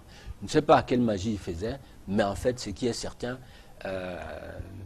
moi, j'étais obligé, parce que si vous allez au marché, vous allez acheter là à côté à 450 francs, vous ne pouvez pas acheter le même produit à 1000 francs chez l'autre. J'étais obligé de manger mes poulets, en faire cadeau et tout ça. Et c'est comme ça que vous sortez de cette affaire-là, je sors de cette filière-là. Et vous allez où? Voilà. Je sors donc de cette filière pendant ce temps. Entre-temps, il faut chercher quoi faire. Les économies que j'avais se sont aménuisées, je n'avais plus rien du tout. Jusqu'à ce que,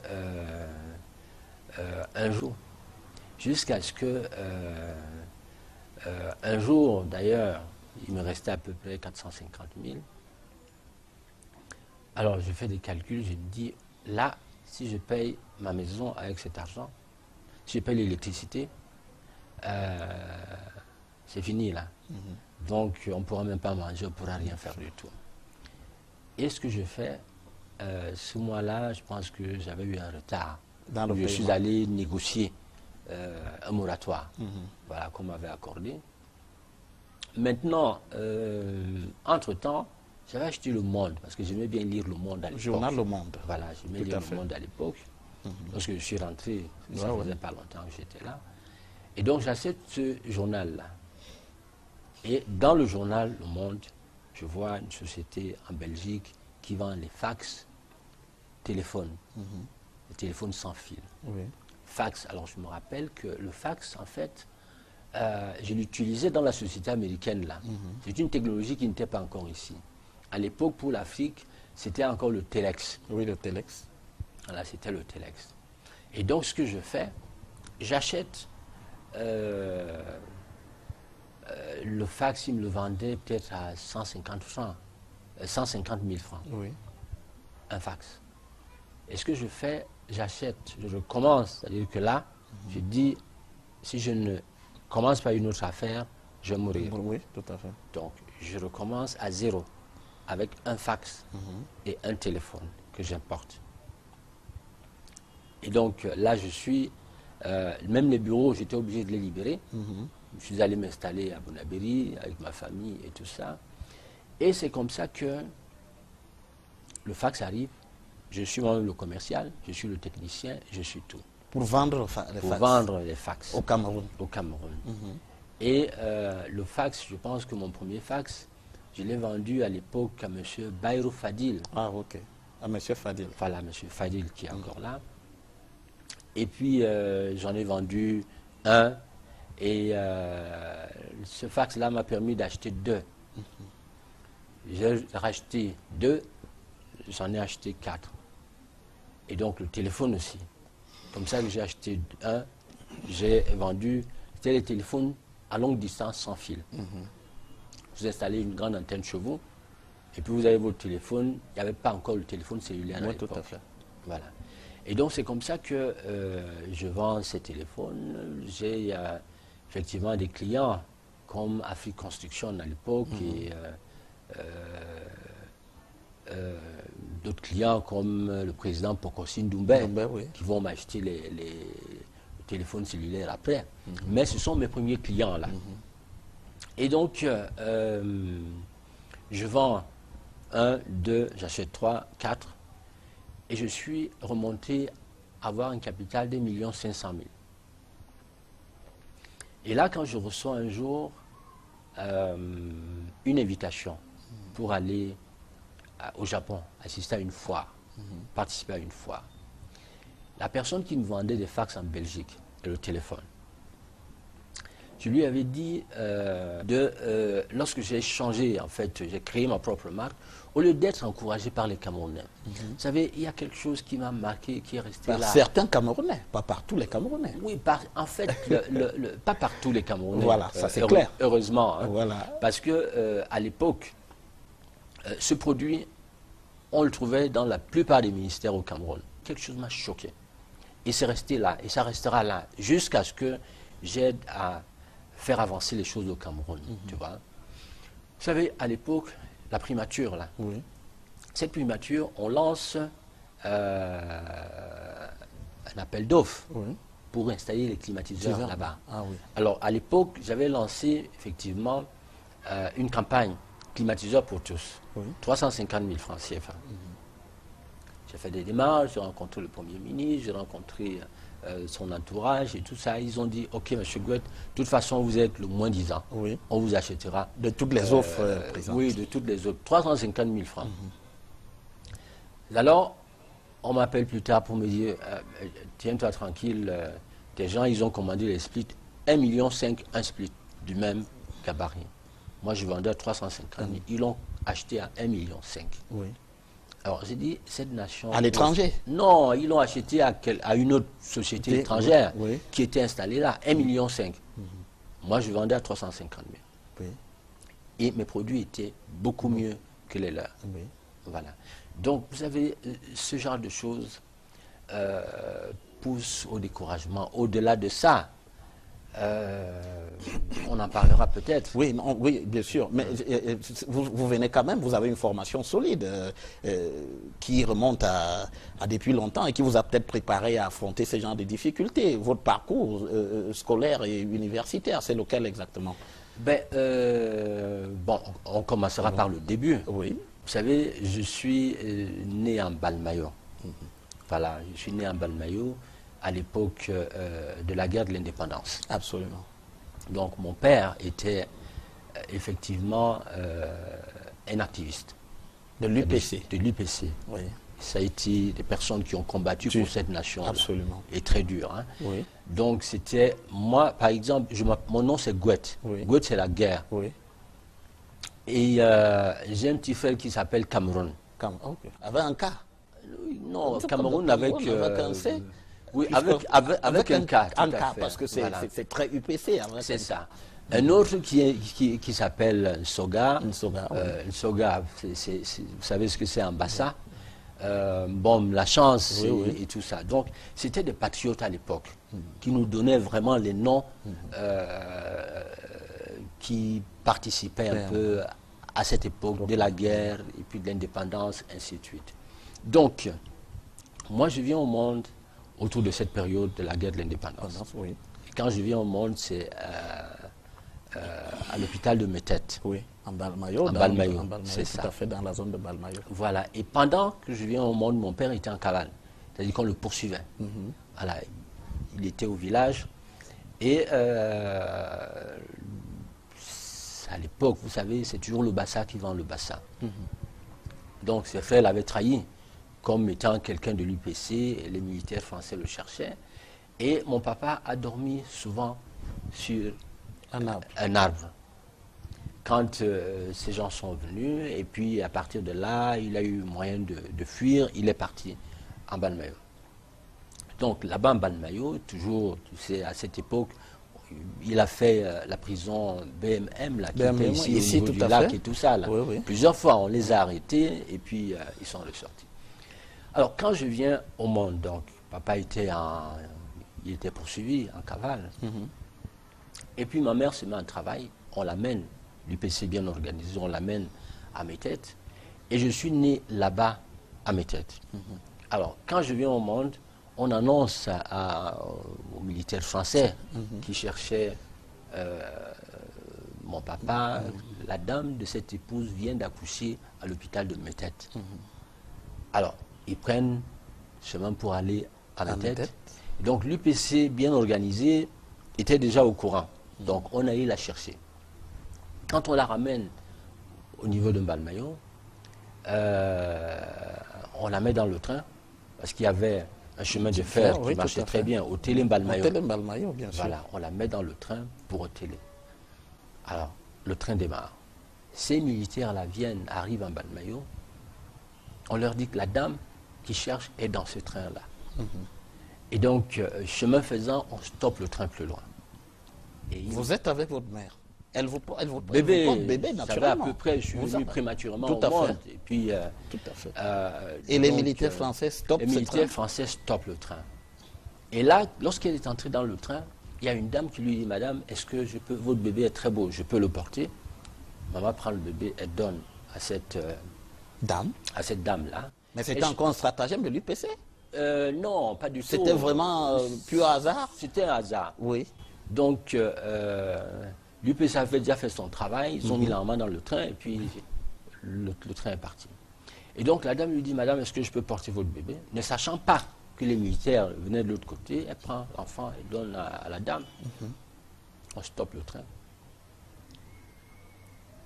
Les militaires rentrent dans le train. On trouve la dame avec le portant dans ses mains.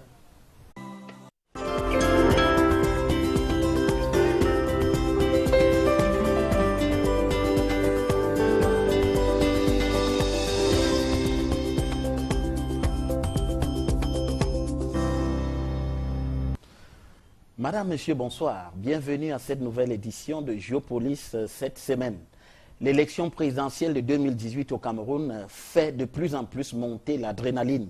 Ainsi, peu à peu, le paysage politique commence à bruire des candidats réellement déclarés, de ceux putatifs ou encore de ceux finalement fictifs. Ce soir, nous accueillons sur ce plateau un candidat déclaré, celui-là, très exactement le premier à avoir indiqué qu'il briguait la présidence de la République en 2018. Il s'agit de Jean-Blaise Gouet, connu jusqu'ici comme homme d'affaires, pour avoir notamment présenté et également promu un certain nombre de marques sur la place camerounaise, mais également président du mouvement patriotique pour le changement au Cameroun, MPCC.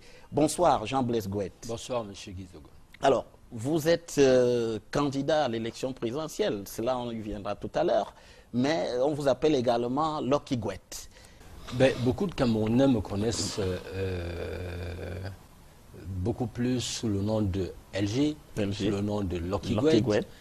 Et bon, tous découvrent aujourd'hui de plus en plus qui est l'homme. Voilà, j'ai été effectivement le représentant de la marque Gold Star à l'époque au Cameroun. Et donc, c'est moi qui ai fait rentrer LG au Cameroun pendant un certain nombre d'années.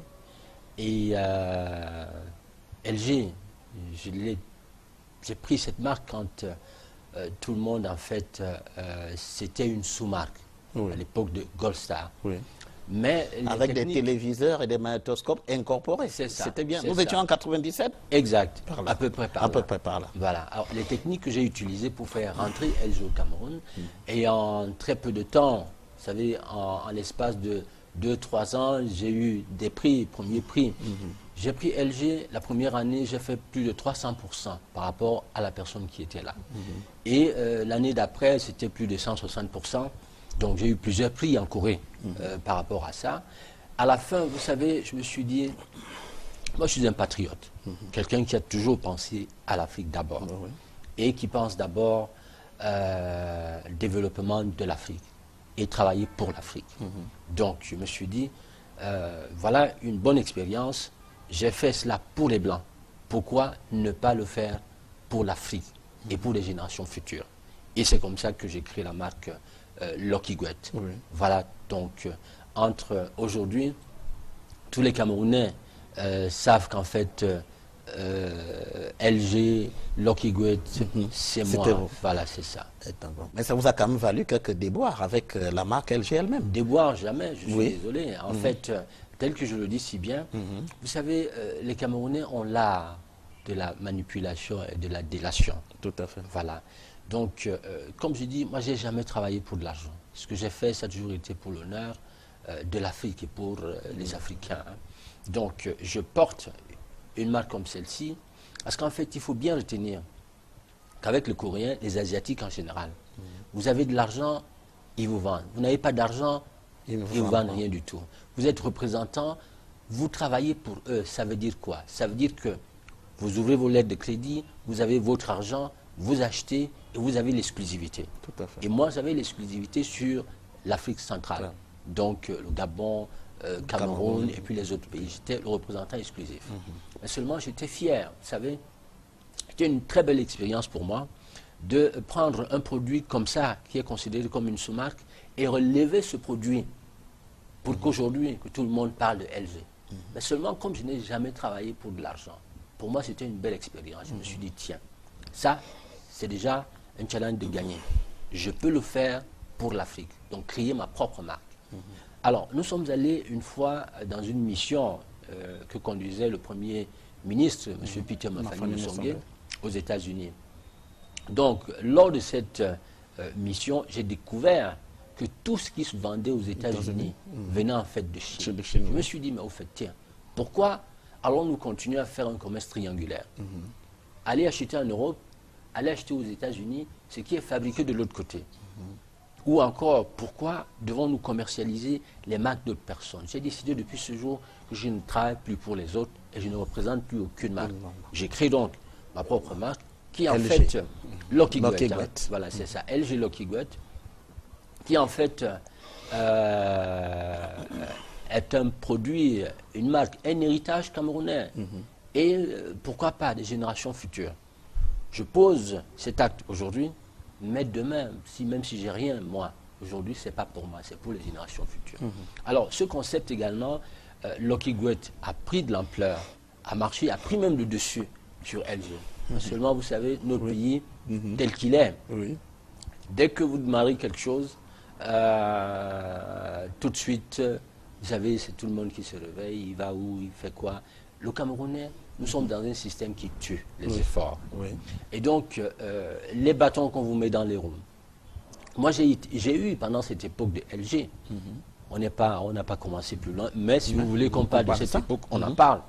Voilà. Alors, j'ai eu au cours, ils me prennent, ils redonnent à ma maman, et puis on descend avec la dame, et le train repart. Voilà. Donc, en fait, pendant que j'étais dans le ventre de ma maman, dans le ventre de ma maman, je commençais déjà à me battre. Donc vous êtes j'entendais les bruits des armes et tout ça dans le ventre. Absolument. Et quand je sors, c'est-à-dire que je n'ai jamais été calme, jamais été depuis que je suis. Vous n'avez jamais eu de répit? Jamais de répit depuis que je suis. Depuis que vous êtes né. Voilà. Toutes les fois que je monte quelque chose, j'ai l'intention de faire ceci ou cela, les gens se lèvent toujours. Et tout de suite, il faut contrecarrer ce que je fais. Tout à fait. Alors, il y a cet épisode de ce train-là où on vous remet à votre mère et finalement, cette dame, on la prend pour qui? Pour celle qu'on cherchait en réalité? Cette dame, on la prend pour celle qu'on cherchait en réalité. On descend avec elle et le train continue. On n'a plus jamais su ce qui s'est passé après. Toujours est-il dit que maman est partie avec moi et puis elle est allée, on s'est protégé et puis la vie a continué jusqu'ici. Donc, j'ai grandi en Balmayo, je fais une bonne partie de mes études primaires en Balmayo. Et cours moyen 2, cours moyen, non, avant le cours élémentaire 2 et tout ça, là, je me débrouillais déjà. Je suis quelqu'un qui est né indépendant, autonome. Hein. Alors, vous savez, les pousses là, pousse-pousse là. Moi, le week-end, j'allais pousser.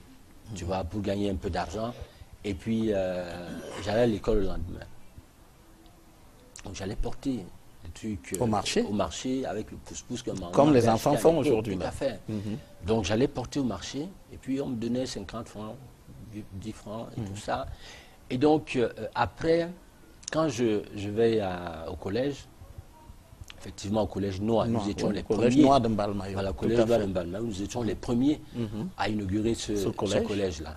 Et j'étais parmi les tout premiers élèves de ce collège. Donc à partir de là, j'allais à l'école et jusqu'à ce que j'obtienne le BPC au lycée d'Obala. D'Obala, tout à fait. Voilà. Mais entre-temps, de la 6e jusqu'en 3e, et même plus, parce que je suis revenu après au collège Djilo, continuer le secondaire. Voilà. Et donc, moi, tous les samedis, tous les week-ends, pendant toutes les vacances, j'étais le chauffeur de mon père. Il avait une poissonnerie en Balmayo, appelée Soga Nicolas. Donc, j'étais son chauffeur. Après, j'ai laissé le pouce parce que je suis allé en 6e. Donc, j'ai pris un comptoir chez lui. Et puis, à partir de là, j'achetais un carton de poisson. Et les week-ends, je revendais le poisson. Voilà. Donc, en Balmayo toujours. Hein. Donc, mon père avait beaucoup confiance en moi. Et j'ai appris comme ça, petit à petit, depuis l'enfance, à me battre et puis à être autonome. Moi, en 6e, mes amis, c'était des professeurs. Tout à fait. Les amis n'étaient pas mes camarades. Les amis ont toujours été mes professeurs. Voilà. Donc, après, je fais G2, j'ai un bac G2. Et je vais en France continuer mes études là-bas. Ça, c'est le lycée technique ici? Non, ça c'était une partie à Ndjilo, collège Ndjilo en Balmayo. Voilà. Ensuite, je vais continuer en France. Oui. Et puis, donc en France, je fais gestion entreprise et comptabilité. Tout à fait. Voilà, j'ai un BTS de gestion entreprise et comptabilité. Et je travaille, je vais à l'étude supérieure de commerce et d'administration. Et puis, j'ai mon professeur qui m'aimait beaucoup parce que j'étais un des meilleurs, en fait, j'étais son meilleur élève en comptabilité. Tout à fait. Voilà, après, on me trouve du travail comme chef comptable dans une entreprise, la COB, qui était une société filiale d'une société américaine. Tout à fait. Qui vendait des reins artificiels, des cœurs artificiels. Donc, là aussi, j'ai travaillé tous les jours, samedi, dimanche. Dimanche compris. C'était d'abord un stage. Oui. Mon stage, on me l'a prolongé 3 mois. Ensuite, on me l'a prolongé 6 mois. Un stage académique. Hein. On me l'a prolongé 6 mois. Et au bout de ce stage-là, j'ai été embauché comme chef comptable. OK. Je sortais fraîchement de l'école et je maîtrisais le plan comptable 57. Je maîtrisais le plan comptable 82 qui venait de sortir. Et puis, je maîtrisais aussi, j'ai appris au sein de l'entreprise la comptabilité américaine. Absolument. Voilà. Donc, qui n'est pas la même que la française. Pas du tout. Absolument. Et comme dans cette entreprise, la personne qui était là maîtrisait le plan 57. Oui. Mais pas le plan 82 que moi, j'avais fraîchement appris à l'école. Voilà. Et donc, tout de suite, je me suis adapté aussi à la comptabilité américaine.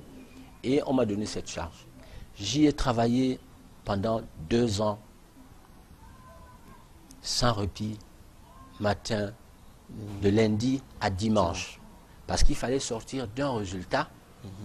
Il fallait, tu vois, chez les Américains, il fallait, c'est-à-dire que toutes les filiales devaient en principe faire la consolidation des comptes, envoyer des reportings tous les mois. Donc tous les mois, quand je sortais d'un résultat, je rentrais dans la préparation de l'autre. J'étais véhiculé, j'avais un salaire de 10 000 francs. À l'époque, hein, ce n'était pas l'euro, mais c'était le franc français. Et donc, 2 ans comme ça, je me suis dit, c'est bien. Ça suffit. Ça suffit pour les Blancs. Je veux travailler pour les